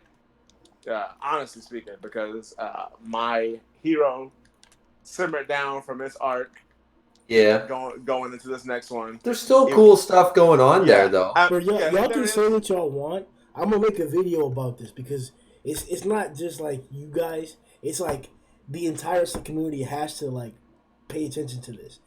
One Punch Man is going through a monumental arc. Like, Yeah, we're getting no. We just entered into a phase of godliness. Just like One Piece just got into the third act, the quote unquote climax. We just got into that like 4 or 5, no, 6 or 7 chapters ago, bro. We just got an entire lineup of S-class fighters that's about to go do that thing to niggas. Do that thing to niggas, man. And it's Yeah. all the strongest niggas, man. It's like having all the warlords lined up and fighting each other in 1v1 fights, man. Something that doesn't happen in One Piece. In Marineford, you didn't get a bunch of commanders lined up and actually sit in fights. That's what's about to happen. It's unprecedented in terms of One Piece. And, nigga, it's not unprecedented in terms of manga because other mangas have these setups all the time. Tournament arcs and shit like that. But, like, the way that it's set up right now in One Punch, like, the art that's coupled with it, the epicness of every entrance and shit like that, like what One Piece is known for, what Oda's known for. Oda's known for his crazy, amazing entrances that he loves to draw and picnics and shit. So like, One Punch is doing that right now. We literally have the craziest shit going on right now, and niggas have to know. Like right now, One Punch Man, as good as niggas talking about My Hero arcs, we're in a godly arc right now for One Punch, and niggas of aren't talking course. about it. I mean, because it honestly depends on what part of the community you like go to, where you gravitate towards. Because as I've told you plenty of times on this podcast, that you have chapter of the week. Like for instance, this I think it was Tuesday, the newest chapter of Blue Exorcist dropped, and we just got some more hype for what's going on in that series. With the revelation of certain things. I won't say what it was because I don't want anyone to say, "Oh, you spoiled me." But we just got some pretty cool revelations in this chapter to some pretty key characters in the series. And for me, it's very exciting because Blue Exorcist is probably my favorite manga that I read aside from One Piece right now. Like if I put them both side by side, like depending on how I feel that chapter did, I can honestly say Blue Exorcist has been my favorite manga for the last year and a half God damn. ongoing. Like, but when Oda Well, it drops, is a really good series. yeah, It but really when is. Oda drops heat like 956 and 957, it's like bow Yeah. down. Like, yeah. It's like, See, that's the bow thing. down. That's the thing. It's impossible. I even said in my review, I think it was 957. I brought it up in my review. I'm like, these 2 chapters, I was just like, you know what? You have to feel bad for every other weekly manga when Oda decides to drop those chapters because they can't win. It doesn't matter what happens in Black Clover, My Hero, Dr. Stone, Chains. It doesn't matter what happens in any of them. You could have the best fight in My Hero Academia history. It's going to be dwarfed if Oda decides to do something like that. Like that's because you have 20 years of fan base waiting. It's kind of like, okay, we got three anime movies coming out, and one of them's the remake, like the Dragon Ball Z movie that came out with Broly, which was an awesome movie. But it's like, of course it's going to do well. Of course everyone's going to start talking about Dragon Ball. It's Dragon Ball Z. It's a staple in the community, and it just can't be ignored, no matter how good something else is. You could compare the Dr. Stone chapter to the One Piece chapter and go, well, actually, this chapter was way better in terms of this, and this. Doesn't matter. The community would never agree. At the end of the day, what did we actually get in information? All we got was an info dump in the last chapter of One Piece. That's But I it agree was with what you're saying, but like It's because the example what I was thinking about when as you were speaking was the Ghibli movies, right? Because what you're from what I'm understanding from what you're saying is that to a certain degree, um, the popularity of something can bring every other factor of success just because of its popularity, and that's 100% true. That's why branding exists. That's why you can sell your brand alone and fucking make money from that because they know that that brings hype. But like Mm-hmm. that doesn't necessarily mean that there's quality in that brand. Like, for example, that's what I was gonna mention. Like, the Dragon Ball Z movies, the One Piece movies, the Seven Deadly Sins movies. Like a lot of these anime movies, it's very very difficult to call them good in terms of like objectively like looking at a film, just a regular film period. And you Oh, know as that a film, that Broly movie was pretty fire, man. no, Like I've that seen shit a that lot of shit was movies fucking. that. The plot of that was fucking trash. Oh, It that was was. fucking trash. Have you seen the other Dragon Ball Z movies? This is like the 17th one, man, and this one actually had a good plot. It had a good go. Yeah, but even there, I'm not gonna hype up you just because your movie had a good plot. It's kind of No, like, no, no, not at all. But yeah, I'm just saying that, I like, mean, sell the Compared to brand. Ghibli, bro, and that's what I'm saying. Like, it would be different if we didn't have like, because a scale is like a scale is like what's the best compared to what's the worst, and that's how you have a scale. You have to know what's the best compared to what's the worst. And if we have Ghibli there, you can't tell me that a Dragon Ball Z movie or any One Piece movie is comparable to anything like that. It's bottom of the barrel. And to compare to the worst anime movies, I don't even know what we could even call the worst anime movies. I don't even watch them like that. Like you can't tell me that these guys are like that much better than that. Like I tried to watch that My Hero movie that recently came out. I couldn't get through it. I just maybe because I wasn't invested in the series in general, but like I just yeah, couldn't get into it. with You certain also need to series, have investment. yeah, exactly. With certain series, you have to be invested in it because, like, there's no matter how much I hype up uh, Blue, Exorcist, or anything that I read, Seraph of the End, or anything like that. If you don't care Hey, about it, you don't care about it. It's like Right. so that's just what it comes down to. It's kind of like for us, it would be weird if somebody said, "Oh, One Punch Man is boring. All it's about is about an overpowered superhero who goes around one-shotting everybody." That's a boring concept, but they don't read it like we do because they don't know about Atomic Samurai. They don't know about Flashy Flash. They don't know about Tatsumaki and all these other characters because they're going off of the premise. So if we go off of a premise on what we've seen a few times, like obviously a Studio Ghibli movie is going to be, uh, animation aside, you're more invested in it simply because it's Studio Ghibli. Like, Yes. period. It's Studio Ghibli, Oh. so you're going to have almost a bias towards your investment of the movie. but there's You know, always that's what I'm saying. You're right. Like there could be a bias, but that brand in particular always brings its quality. It's like Apple, like yeah, to a certain degree. True, true, Apple, but Apple, hold on, Griff. You can have like I think you hit it right on when you said something that it just made me think. Like think about movies like the Avengers movies, critically acclaimed and incredible feats of movie madness. Like that was unheard of. It was not possible to bring that many characters across that many contracts with that many ensemble casts back for multiple different films the way they did that and all cohesive and all that shit. That was like contracts fall through all the time with sequels to standalone movies. This was like a movie. This was an actual staple that changed movies. DC tried to copy it as a result.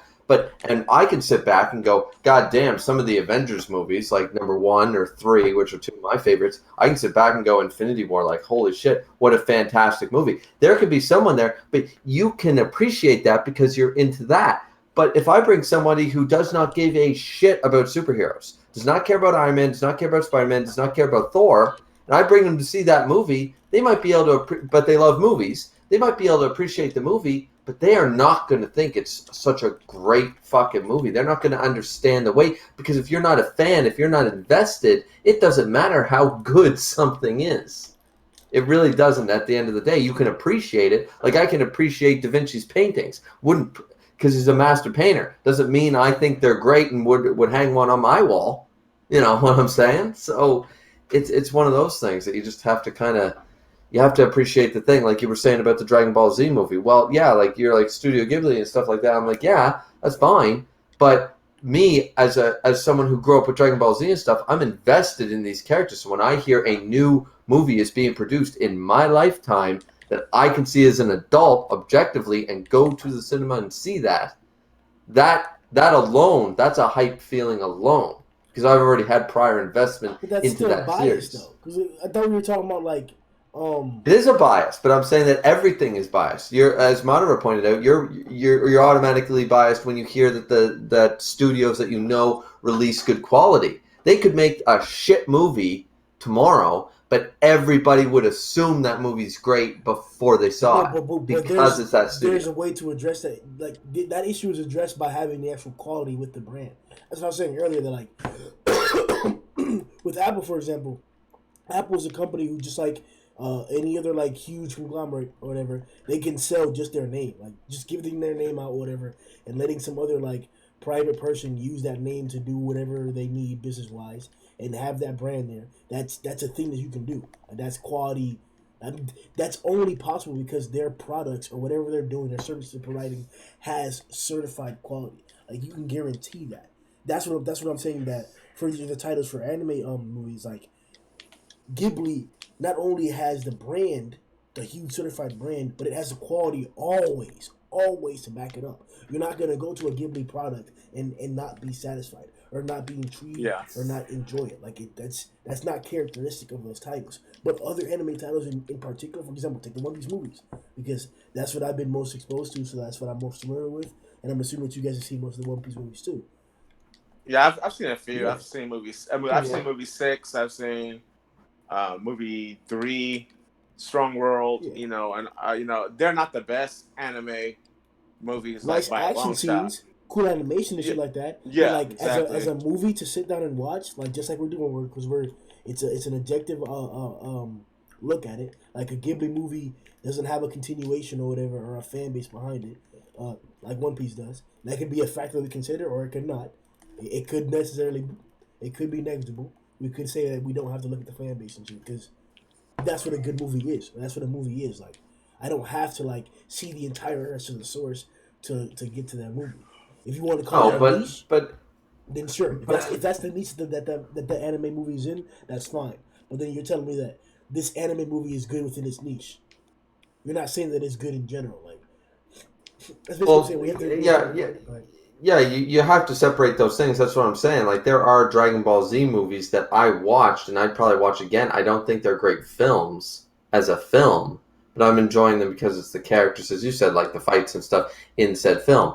I'm saying, like for example, the latest one, the new Broly movie, was a good film alongside of being the bias, the whatever you want to call it, the investment, the nostalgia trip, whatever. The characters, I'm invested in those characters. For example, there's like you look at gaming companies in the same light. As you said, you can have a company and it hits fire every time. Doesn't mean that they're not going to eventually make a shit product. You've just associated it with that because, as you said, they've never made something bad. But the key word with that is yet. Look at BioWare for a gaming company. Every game they made was gold up until the last 2 years. They made Mass Effect 4, and that sucked. They made Anthem, that sucked. But people still bought it and invested because it was BioWare. The name BioWare meant great RPG gaming quality. It might as well have been a synonym. But this time, they fell on their ass. It's not that regardless of the reasons, it still happened. So what I'm saying is, any studio or anything, Oda could make a shit arc. He could shit the bed. People are still going to stick with it for longer because they're invested in it. Even if the manga goes to shit for a year and everything is wrong and everything's bad, people are still going to stand by it because they believe in the name Oda in the I same mean, sense.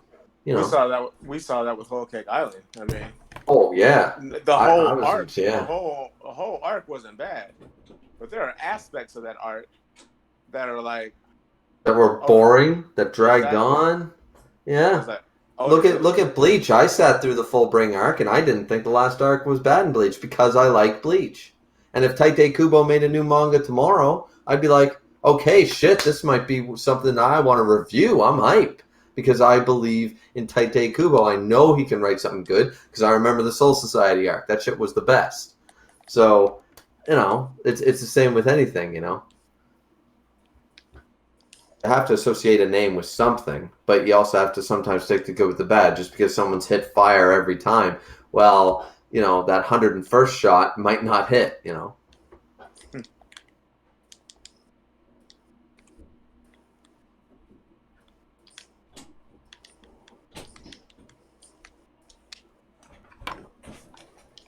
The chat is still arguing about Genos. Or the Discord chat. We're talking about Genos. Oh, poor Genos. All right. So let's move on to 7 Deadly Sins because we gotta end this. I gotta go beat my meat. Are you caught up, Margaret, or not yet? Not yet, but I still have the gist of what's going on. They're still like in their last supposedly throes of the arc, right? No, we just got a Escanor backstory. We got a good chapter, but a disappointing Gaiden chapter. This shit was fucking trash. It was a good chapter, sure. Like because it gave us like there was nothing wrong with it, and it's exciting to see, but it's more filler. It was trash. Like it feels like filler. Like am I interested to see the interaction of when Escanor first met all the Sins? Sure. Am I interested in the fight between that we saw in chapter 317 that Escanor was like, listen, I know what pain feels like. I took a hit from the captain before. I'm like, yeah, I want to see that. What happened? What was the aftermath? We got that. This is trash, bro. But no. Nothing happened. I had to reread the chapter to make sure that like nothing happened. Yeah, nothing. Like literally nothing. Like nothing happened. We didn't learn anything new. We didn't. Like that's why I'm so mad. Still, like we did. Sure to not change anything. Oh, my bad. Go ahead. Elaborate, please. We did learn a few things. Number one, my theories have gone to shit about Rosa. She, I guess, was just a regular human who died. Okay, all right, fine. So, but I'm okay. That's why I call it a theory, not a fact. It's simple as that, right? So okay, I'm disappointed because I felt like Nakaba could have made Rosa vital and important in some way, either the messenger, the deliverer of Sunshine herself. There was multiple avenues Nakaba could have taken, and I was like, okay, but now we have confirmation and we see what Rosa is, so we did get that. Also, something that was never addressed before, which I'm pissed they could have addressed this before in the main story, is that Escanor did not actually have control during the day. He didn't have control in his 20s over Sunshine. We saw that this chapter. That was new information, and I'm kind of like, and I sat back in my review and I said, well, Nakaba, you had 42 pages to answer questions we've had about Escanor, and he answered none of them, and he gave us more questions. So that's why a lot of people are salty about the chapter. I'm salty too, don't get me wrong. There's a lot of burning questions about Escanor since day one, and we still don't have an answer, even with a Gaiden chapter. That makes no sense. But I am curious as to this, because this shows a lot, and a lot of people are summing it up to the fact that Escanor eventually, like, this is something interesting to me. Like, he couldn't actually control the grace of the sun. That makes sense. It actually makes sense. But now I have a burning question of how. How did he learn to control it? Apparently Merlin and Meliodas were going to help him figure it out, but what happened? He grew a mustache and learned how to control it? He wasn't badass looking enough? What? I got so many questions now, and I still don't have answers to the original questions. How did he get Sunshine? Who gave it to him? Was it Sunshine conscious of it? I am here. Oh, there's Naya. Naya, maybe he's got all the answers. That is Yo, papi. Yo, you can hear us? There you go. Sorry. Can you hear me? Yeah. Yep. We can hear you. It's good. Yeah. I don't know what that is. I remember I called Naya that first time, man. Like, yeah. I'm not a cat sound effect. I hate people like, oh, you're yeah. Some people really think you're the cat sound effect. And you're probably like, no, bitch. That's good though. Bro, we just talking about like the chapter of 53 of nothingness.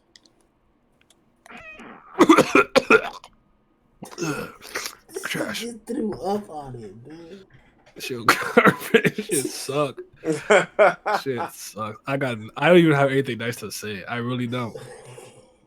I'm just ready for it to be over with. Please put me out of my misery. That nigga threw in some Escanor Meliodas shit, like just to fucking like. He lost. Like I don't. Does that make sense? I don't even know at this point. It's whatever. You can make the argument. Well, he was ashamed of it. He didn't like, bitch. I thought he was the alt. He's fighting the demon. I just know. It's just I don't buy it. I'm not. I'm out. I'm just tired. Just end it. It's not it. Yeah.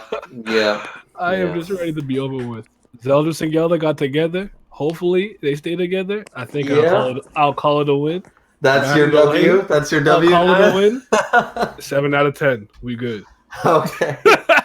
I mean, I do have I have to say that a lot of people were really, really pissed. I know Grimm knows this. Everybody knows this. A lot of people were pissed by this guidance chapter, and I understand why. I really do. I don't think the chapter itself was bad, but what it was supposed to be and promised is not what we got, and that's the part that makes it really shitty. The thing is that Escanor and the One lost, and it's like, and in one shot. And the problem is this makes inconsistencies. He got one shot? Yeah, this is inconsistent. This is inconsistent with what we saw with the first fight because there is so much inconsistency. But here's the thing, Griever. Here's the thing, right? I hear what you're saying. Everything you're saying makes sense. Yeah. I care so little. I didn't have the energy to be like, I'm upset. I wasn't upset. I was just like, okay. I just wanted to be over. I wasn't upset at first time. I wasn't.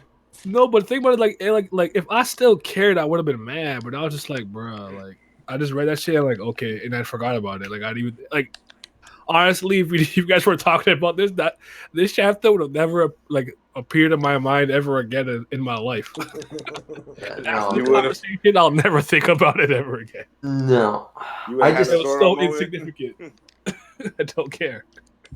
The inconsistencies is what bothers me. Like I actually own up to volume 33 official. So I went back through all these volumes and all these Escanor stuff, and there's so much inconsistency with this chapter, with flashbacks from the when Escanor first actually met Merlin and Meliodas. I mean, you can kind of work it in, but the dialogue leads you to believe that doesn't work the way it happened. Then you have Escanor not realizing that transformation, like not recognizing Meliodas' new transformation into assault mode. Kind of going, what's up with this thing? And the fact of the matter is, how did he know? He got one shot in this chapter in the past. He knows this, and now he thinks he could. Merlin, here's the consistent part. Merlin says, Escanor, even you can't take him on in this form right now. I was like, okay, consistency. But then Escanor's like, nah, man, I got this shit. It's like, no, Escanor, no matter how prideful you are, you got your ass kicked. You're not even in the one form right now.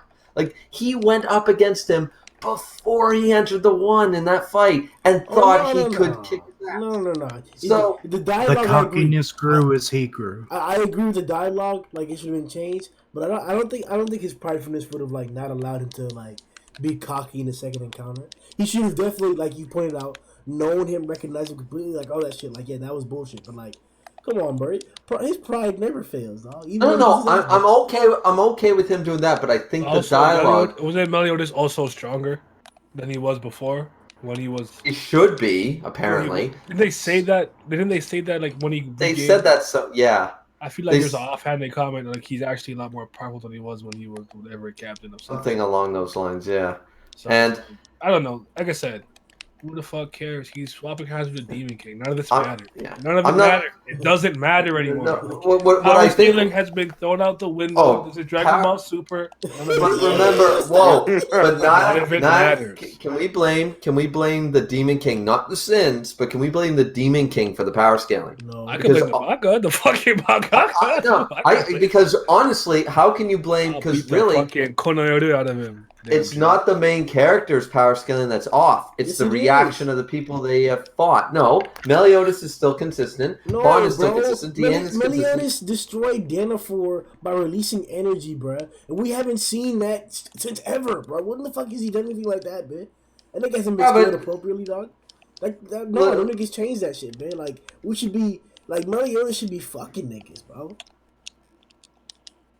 Yeah, but remember, when we met him, he didn't have any of that power. Remember, it was sealed away and shit. No, but I'm saying, like, I agree that with Nia that the scaling has been, like, not fucked. It's been, like, them niggas took her out to dinner and shit, and, like... It's clearly been abandoned. Like, yes, at this point, it's been totally... But also, the dialogue is what fucks it up in that case once again. The dialogue, not the actions. The dialogue starts to fuck it up again, too. Because Mile, being the fucking coward he is, like, oh no, I can't fight the fucking Demon King. Holy shit. And we're all sitting there. And I even agree. I love Escanor, but I agree. Mile with Sunshine is stronger than Escanor with Sunshine. The whole community should accept that fact.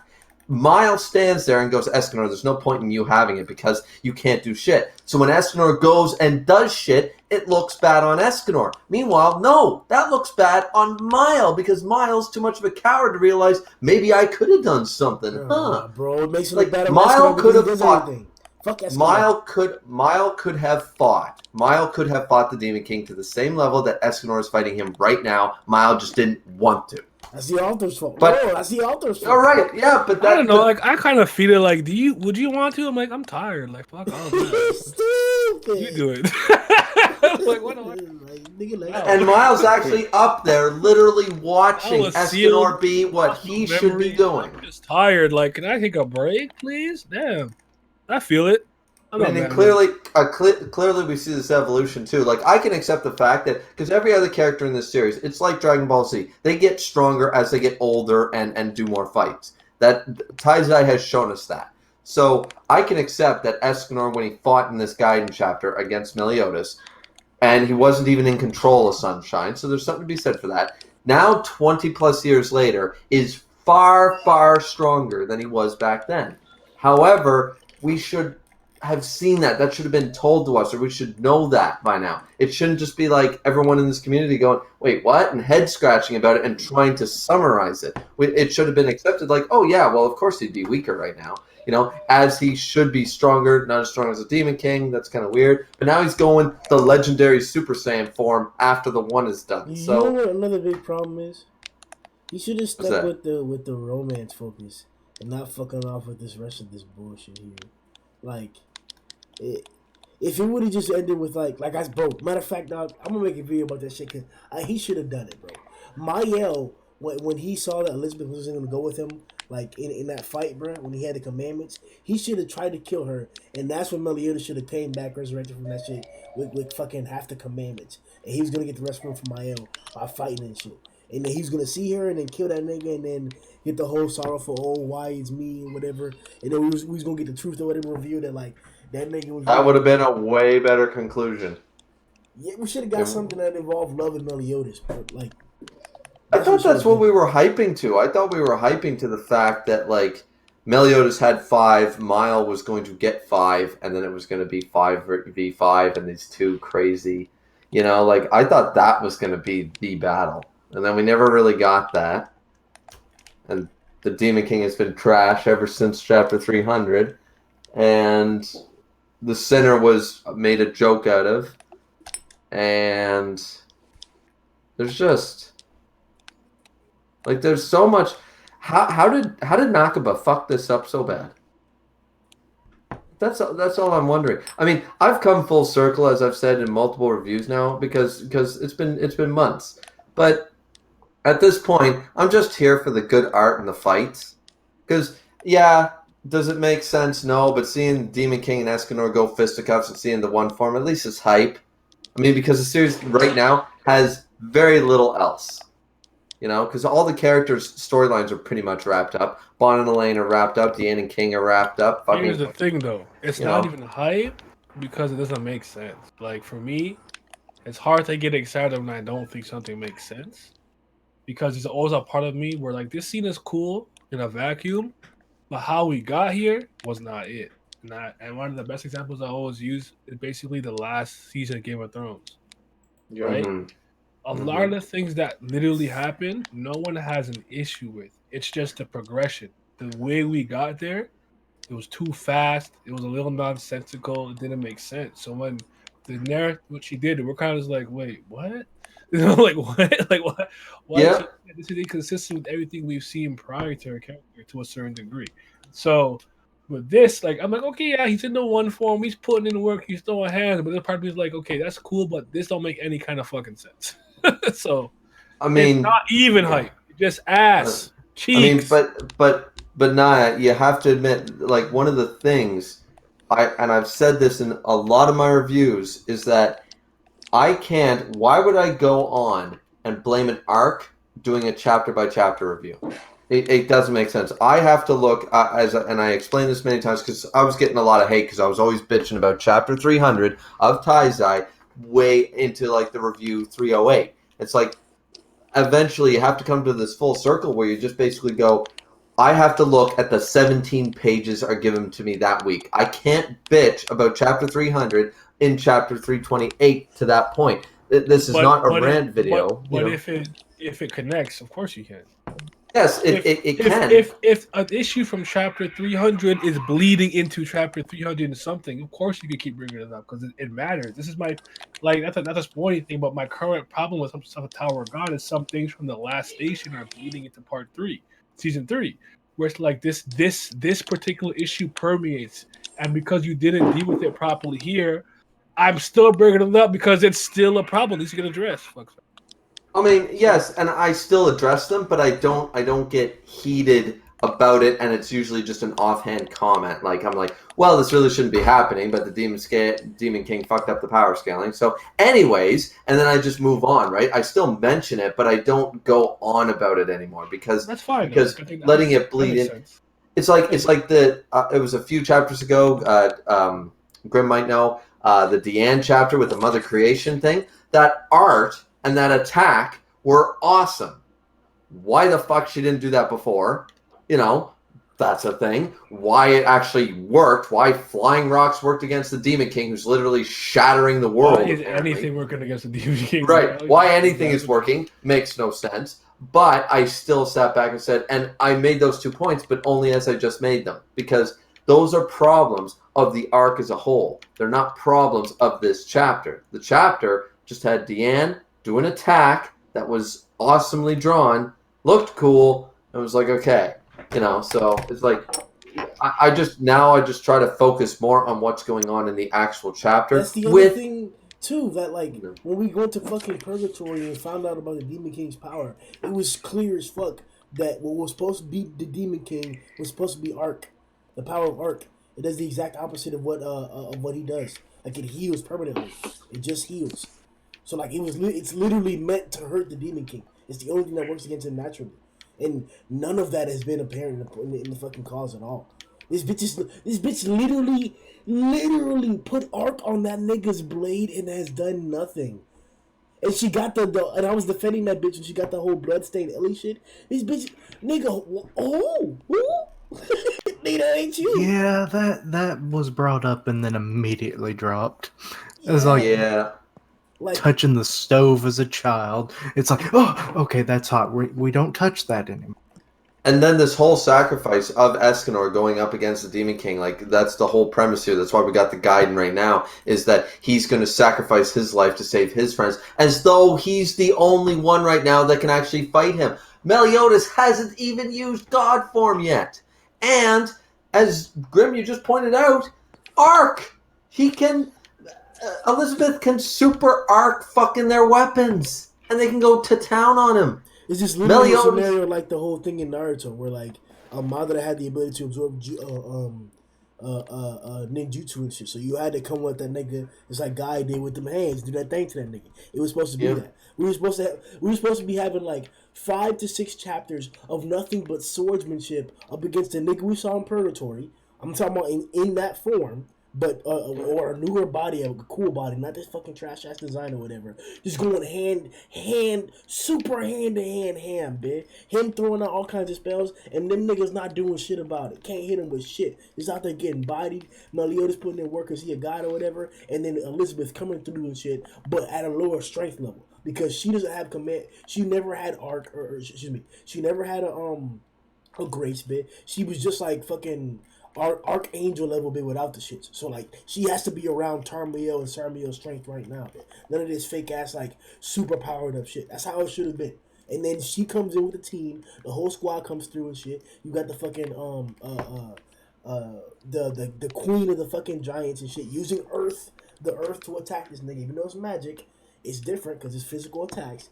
And putting in work, leading it like that. That's how it's supposed to be, bro. Using what you've already established to beat a villain that you've already established. Not making up gay nigga shit. Like I just don't even proper way to describe it. Like it just doesn't make sense. None of this makes sense. We're back into No. niggas' heads talking about, oh, you have to fight with your mind. You just like shut the fuck up, man. Like, why are you doing this, bro? I didn't even know if you cared about your brother. Now you care about your brother and you're fighting for him? Why is this about your brother now? Like, come on, man. What the fuck are you doing? Where's the where literally is the ruler? Because last time I checked, I mean, you can argue the whole the rocks that Deanne was using, but I'm pretty sure Divine Sword and Divine Spear Escanor are magical. I don't give a fuck that he uses his hands. They're fucking flamed on at the time with sunshine. Don't give me that shit that it's not fucking magic. Like Jesus, you know. I'm gonna be back. I lost interest in this conversation, but when you guys, No, you know. to me, it sounds like a typical problem in shonen. The author outguesses themselves, something that they already established. As Grimm just said, if you have written established rules, just established, it's kind of like Keep a told, like, fucking notebook. yeah, because Reference materials. Everybody needs them. Yeah, because like with, for instance, Bleach is one of the problems I have with Bleach. We were told back in the Soul Society art that the only way you can wound someone is if your Reiatsu matches their Reiatsu, the power level. The reason why Ichigo couldn't damage Kenpachi was because he was afraid, and so his Reiatsu was low. That's why he couldn't hit him. But once he raised up his Reiatsu, Ichigo could hit and damage Kenpachi. So then you get all of a sudden in the Hueco Mundo art, you get someone like Hisagi, even though I like him. How the frick does Hisagi kill Tozen? Yeah, that makes zero sense how he killed Tozen. I mean, Komamura helped him, but I no, agree. he's the one who stabbed him through the back. His Reiatsu. I remember Reiatsu and Tozen had a resurrection. It yeah, made but zero sense. Remember though, Reiatsu does weaken as the battle drags on. Remember, like we saw, like the representation of that. I'm not saying he was weak enough to be stabbed. I agree with you. I apologize for what I said. Let's go back to Taizai. Bro. I'm so sorry. Please. Bro. I didn't mean what I said. I didn't mean it. Naya hating on Bleach. I absolutely don't want to talk about Bleach of all things. Please, somebody help me. Naya, you need to. No, Bleach ass. We're not doing this again. No, Naruto is ass. They both ass. Yeah, but I'm bringing it up because it's a writing problem. If you establish something 200 chapters ago, that's a part of the lore that you established. Mm-hmm. Like, look, Tozen had just beat Homura. Homura was dead to rights, and it made zero sense how Hisagi stabbed him in the back. Yeah. Zero. Help me. Like, he just magically gets up there and stabs him in the back. That's the fight. That's bullcrap. And that's what I'm talking about. When authors get away, say what you want about other authors. I like authors who stay within the means of their stories. Maybe they don't have the best fights, but at least it makes sense. And if you can make something make sense, then make it make sense. Don't have me questioning it and poking holes into it after the arc is done. i.e., Whole Cake Island. Well, didn't the big problem that I have is didn't Nakaba say multiple times that he had the whole story, like he had the ending, he had the whole thing mapped out, like back in the first arc, and clearly he did not. Trash mapped out apparently. No, He he's might have. Just wasn't good. Shit. yeah, and then chill. or he changed it because he was stupid and he broke his own logic, because that can happen, you know. Like I write out a story and I write chapter 1, like I write up the whole storyboard. I'm like, okay, and I start doing chapter 1. Well, by the time I get to chapter 100, I'm like, yeah, you know, I'm not feeling my original ending. I'm not feeling it, so I'm gonna change it. That could have happened too. Like, you add things like along, like you probably already said that. Never mind.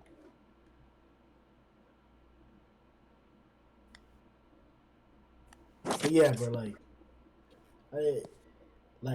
I always like remember Taizai as being good for the good parts. Like I said, this next portion of the anime is gonna be like fucking godliness. Like this is where Taizai really stepped up. These next few portions and shit. It's also where it fucking dropped off heavy. So we'll see, man. Cause Naruto was trash as fuck in his last. Yeah, Naruto. Yeah, and that bitch still got a whole thing, but that's because it was like worldwide.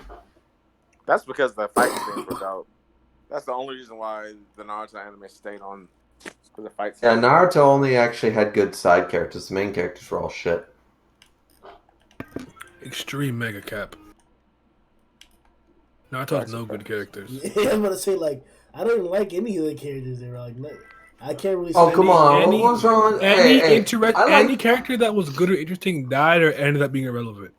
Well, yeah, but I'm just saying I still like I like Orochimaru. I always did. I thought Orochimaru was cool. Yeah, I like it. And then he became irrelevant. Yep. Yes, I know. And then he became a father. Doesn't mean I don't like. Doesn't mean that the character burrito wasn't good. Oh my god, I'm leaving. No, we don't talk about that shit. God, it's so bad. This is the worst day ever. You talk about Toriko, Naya. Toriko. I don't even like dislike Toriko. It's just, you know, very, very, very unoriginal. That's what I think. Oroko's unoriginal. I don't know, man. I never seen another manga where literally it's all about calories for power level. Yeah, that was an interesting twist. I wasn't expecting. But you know what I mean, bro. Like it's just One Piece meets Dragon Ball. Yeah, what's wrong with that? Those are two really good fucking series, man. But that's what your work comes off as uninspired and derivative. And that's literally what it is, because it's like to the point where you have the human world and the gourmet world, and the gourmet world has things like meteor and laser rain. I was like, are you guys serious? It's just a new world. Like this is so fucking like this is a carbon copy of the new world. Like I couldn't even take but that it's seriously. On land. Okay. So is Lightning Rain. Like it was on the island. So like anywho, I don't know. Like I don't have an issue with Toriko or whatever. The Cooking Festival arc is actually a classic, no matter what anyone says. That shit was raw, but like I couldn't read Toriko and not see exactly what influenced it, and it was hard to take it seriously. I'm like, bro, it's like a Black Clover. Like this is just like the most uninspired series I've ever read in my life. It's just if there was a shonen checklist of things to do, Black Clover just goes through the motions. I still enjoyed it because I saw every single one. There's a council of people going like, "What do we need?" Like okay, shonen needs this, and this. I'm like, bro, like this shit sucks. And listen, if you like it, you like it. I'm never gonna tell you what you can and can't enjoy. You like what you like, but you're not gonna sit here and lie to me and tell me it's fire. That's the only difference. Is there like an independent source that releases shonen? What do you mean? What do you mean? Like is it like what are the competing companies for Shonen Jump or for Jump? Oh, like Shonen Sunday and other magazines and whatnot. You mean? Yeah, it's other magazines. Yeah, there's other magazines. Yeah, but Shonen Jump is the most popular. Glacier owns especially Jump. Weekly Shonen Jump. But then you have different ones. There's There's like still Alpha and Giga all this Jump other and stuff. Ultra Jump and other types of Yeah, like Gigas, they're monthly. And different I think imprints of there's jump. a young jump or Yeah. something as well. There's Shonen Champion, I believe it's called. There's a bunch. yeah. But yeah, I don't know. Yeah, Toriko's whatever though. I like it did what it did. And Yeah, it can I always see be the fault. backed back up. I Yeah, always give it its respect because it was doing what it was doing in an era where hyper masculinity was no longer something that was a thing. Because if that came out in the 80s, it would have fit right in with like your Fist of the North Star and like JoJo, Yeah. right? Because Yeah. being huge and buff and being awesome. Yeah, they man, do have the JoJo that- body types for that sure. was the thing in the 1980s, even like in America with Terminator and movies like that, things of that nature. So it was kind of out of its time in that aspect. So you got to give it its respect. It did what it did, even though it was kind of out of its time. But like I don't know, Toriko to me is a best of 7. This is what it's not that great to me. You But gave I'm it. but You I'm gave not it a a 7 out of 10. I'm not a meathead though. Like I don't care about all these fighting all the time. I just. Well, But see, I'll say this on that's what I was there Toriko. for. It didn't lie to me. It didn't try to be anything more than it was. It's like we No. gonna eat food and throw hands. I respect it. That is all it did. It was like, we gonna go eat food. How do we eat this food? We go beat the shit out of monsters that have our food. And then that's literally We're all. gonna cook them and get power ups. And we're gonna cook them and get power ups and stuff. That And reminds me, some. Komatsu's the worst. Oh, I can't stand him. He Oh, sucks. you can't stand Komatsu? He Oh. fucking sucks. He's the worst. He's the same age as them. Why is he tiny? I just hate everything about that. I hate it. Because nobody else has eaten. Remember, gourmet cells and all that shit, man. I don't give a fuck. He sucks. Yeah, the only reason they're super buff is, remember, Toriko eats like 1 million calories a You're trying to day. explain something. I'm just telling you it sucks. I don't care about the explanation. It sucks. He sucks. He's annoying. He's a regular Japanese nigga. guy. He's tiny. What do you want? I want him to not suck. You don't suck in that kitchen, that's for sure. What the fuck? Oh wow, he can cook. She Like, said Yeah, Yeah, I mean, That No, fucking they- means something in Toriko. yeah, that's but It's no, like half the damn Yeah, point. but- so because I have to like him, like he sucks. He's the fucking worst character. yeah, I've you know, ever- I Wonder agree Woman with I ever that. seen. I'm not the biggest fan of Komatsu. Even when I reread the manga, I'm like, yeah, I don't really care about him and stuff. And just because he's just a cook, as Keishan pointed out, like that's his job. Like, get in the kitchen, bitch. He actually, if we remember, the ultimate chef in that series is a powerhouse badass that launched a barrier to protect the entire world from meteors And there it is. with her body. So, and all she is a cook. So why the fuck She's through so good. 400 chapters? I mean, she's 500 years old, but sure. Oh no, Um, fuck that bitch then. You leave Setsuna alone. Yeah, So that's you so don't good, talk. man. That is the best granny in all of manga, and I won't hear anybody else tell me So otherwise. bitch, apparently she's not the best. That's big cat. No, well, you'd have to contend with Jiro, and then you'd get your ass kicked. So, because that's his woman, Jiro man. hitting that? Yeah, and he'll stop So the that- planet what do you from mean Jiro at, rotating. bro? Yeah, Jiro's a dude who literally punches the planet and stops its rotation. Oh for no, fun. you got it. Like, so, Oh yeah, was the grand knocking? I ain't grand trying knocking, bitch. Boom! I'm gonna stop a Neptune-sized planet. It's like for you're trying to kicks. run away. Well, boom! I just Yeah, stopped he- the I ain't trying to planet, so fucking then you bitch no fall more. over. He just pauses time for everything. I will say this: Minority World is one of the coolest abilities I've ever seen. Fucking Oh, Broken. Ichiryu with Minority World. I love that shit. That was a really cool ability. I liked it. the fuck is Yeah, that? you have to admit, a lot of the wacky shit that they come up with for not just fighting abilities, but like what food does to them and their senses and stuff. That was pretty original. They had some unique shit going on with that. Not really. But some of it, like as you said, Minority World's unique. I haven't really seen that So showcase. that ability definitely the thing I should go for, but the food thing I don't think is that original. But I couldn't take that. I don't like. I personally couldn't take that shit seriously. It's like my calorie intake is bigger than yours. I'm like, can you just fight? I just don't want to hear you talk. What the fuck? What the fuck? Nigga was talking about my appetite. What's his name? Beta Rio, whatever. The hungry tongue. He's all talking about my appetite. I Oh, have to, yeah. and so I can never be sad. I'm like, nigga, I don't care. Yes, I mean, Mike, shut the hell I up mean, talking to me. What are you saying? Like the dialogue in Toriko, there came a point where I stopped reading dialogue. I used to look at the overview, and if there was a page with no action, I didn't read it. I didn't care. Yeah, what was bad about Toriko? Why did that shit? I don't think it's bad. It wasn't for me. Like, yeah, didn't you just give it it a wasn't for 7, me Naya? like That's that. pretty good for that's pretty good. Sevens, I'll accept a 7. Me Yeah, personally, I think it's like an 8.5 for me. I got a lot more enjoyment out of it because I do like, as you said, it's something at a time. You won't see Toriko happen in the next shonen release. You just won't see that type of manga anymore. So I'm just kind of like, you know what? I was glad that I was here to read it when it was new. And there was characters that I really liked. I liked Zebra, Starjun. Yeah, What's to do with the hair? Is it Sunny? He grew on Sunny. me. Yeah, That's Sunny When he was had the good. Satan hair and he ate that fucking Tommy Road, that shit was raw. But Yeah. it was not like I didn't like anything in it. Not like the Black. I liked Widow. Ichiru, man. Ichiru and Jiro, they were badasses. Yeah. Jiro was cool because every time you saw him with that pompadour, man, with that fucking pompadour, he was just a beast. Then he literally became a beast towards the end of the series. Well, yeah, I mean, because remember, he was the guy raised by a wolf. I mean, you know. That Monkey King shit was not it though. Yeah, the monkey Oh, I love that playing with guy. his balls. Oh, Bambina! That was so Bambina the cute. Monkey It King! wasn't even the balls part, like the dad. I just loved his introduction when you found out he was fucking skipping rocks with goddamn mountains.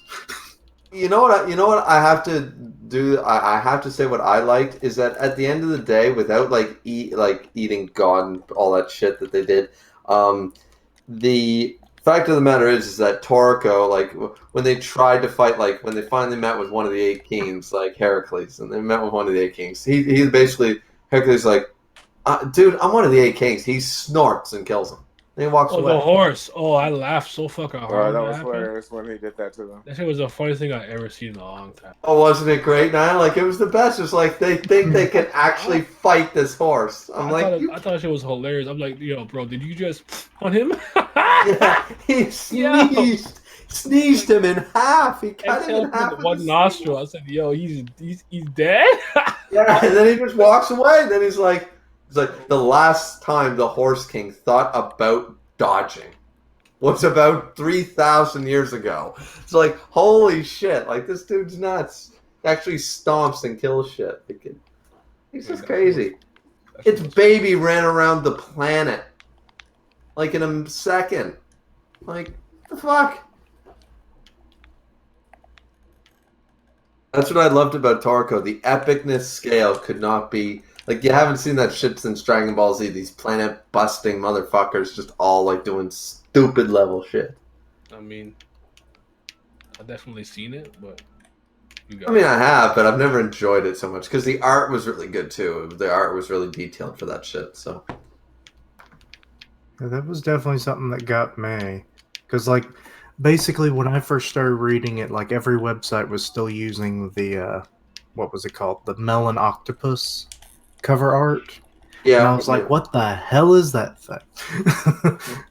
and then I start reading it, and I was like, okay, this is not the art style I was expecting. You know, I was expecting something goofier looking, you know? But, yeah, me I too. mean, it still had goofiness, obviously. I mean, hell, the thing was there in the series. But that was what caught my eye initially, and I was like, you know, I think I'll like this. And it got crazy. Yeah. That's what happened to me with Gantz, bro. Like, the art for Gantz, the majority of the time, is so fucking good. And then the plot is so weird in the beginning that you're likely to drop it because of the weirdness. But then once you get into like those first 15 chapters, it like that bitch just steamrolls, bro. And then it's like you said, bro, things happen. Gantz is like... Yeah, I'm not a huge fan of Gantz. Anyways, guys, I gotta go. Monday's gonna come sooner than it should. Yeah, no, we about to close out right now. So the viewers, I've been trying to like download Minecraft, but I had to get all the information to like make sure we get the right one. Unfortunately, We will not be getting the cross-platform Bedrock version because of its He's lying. limitations. He's lazy. He didn't want to do it. I'm joking. We're gonna be getting the JavaScript one, so make sure you guys, your next paycheck, save up for that shit, grab it so you can hop on the same server with us, and we're gonna build a Shogun it one block at a time with these. Manga sucks. Yeah, facts. Make sure you stay tuned for the One Punch Man podcast in a few days. Also, remember to check out the live reactions and review that we drop. And All right, let me take over for 1 second.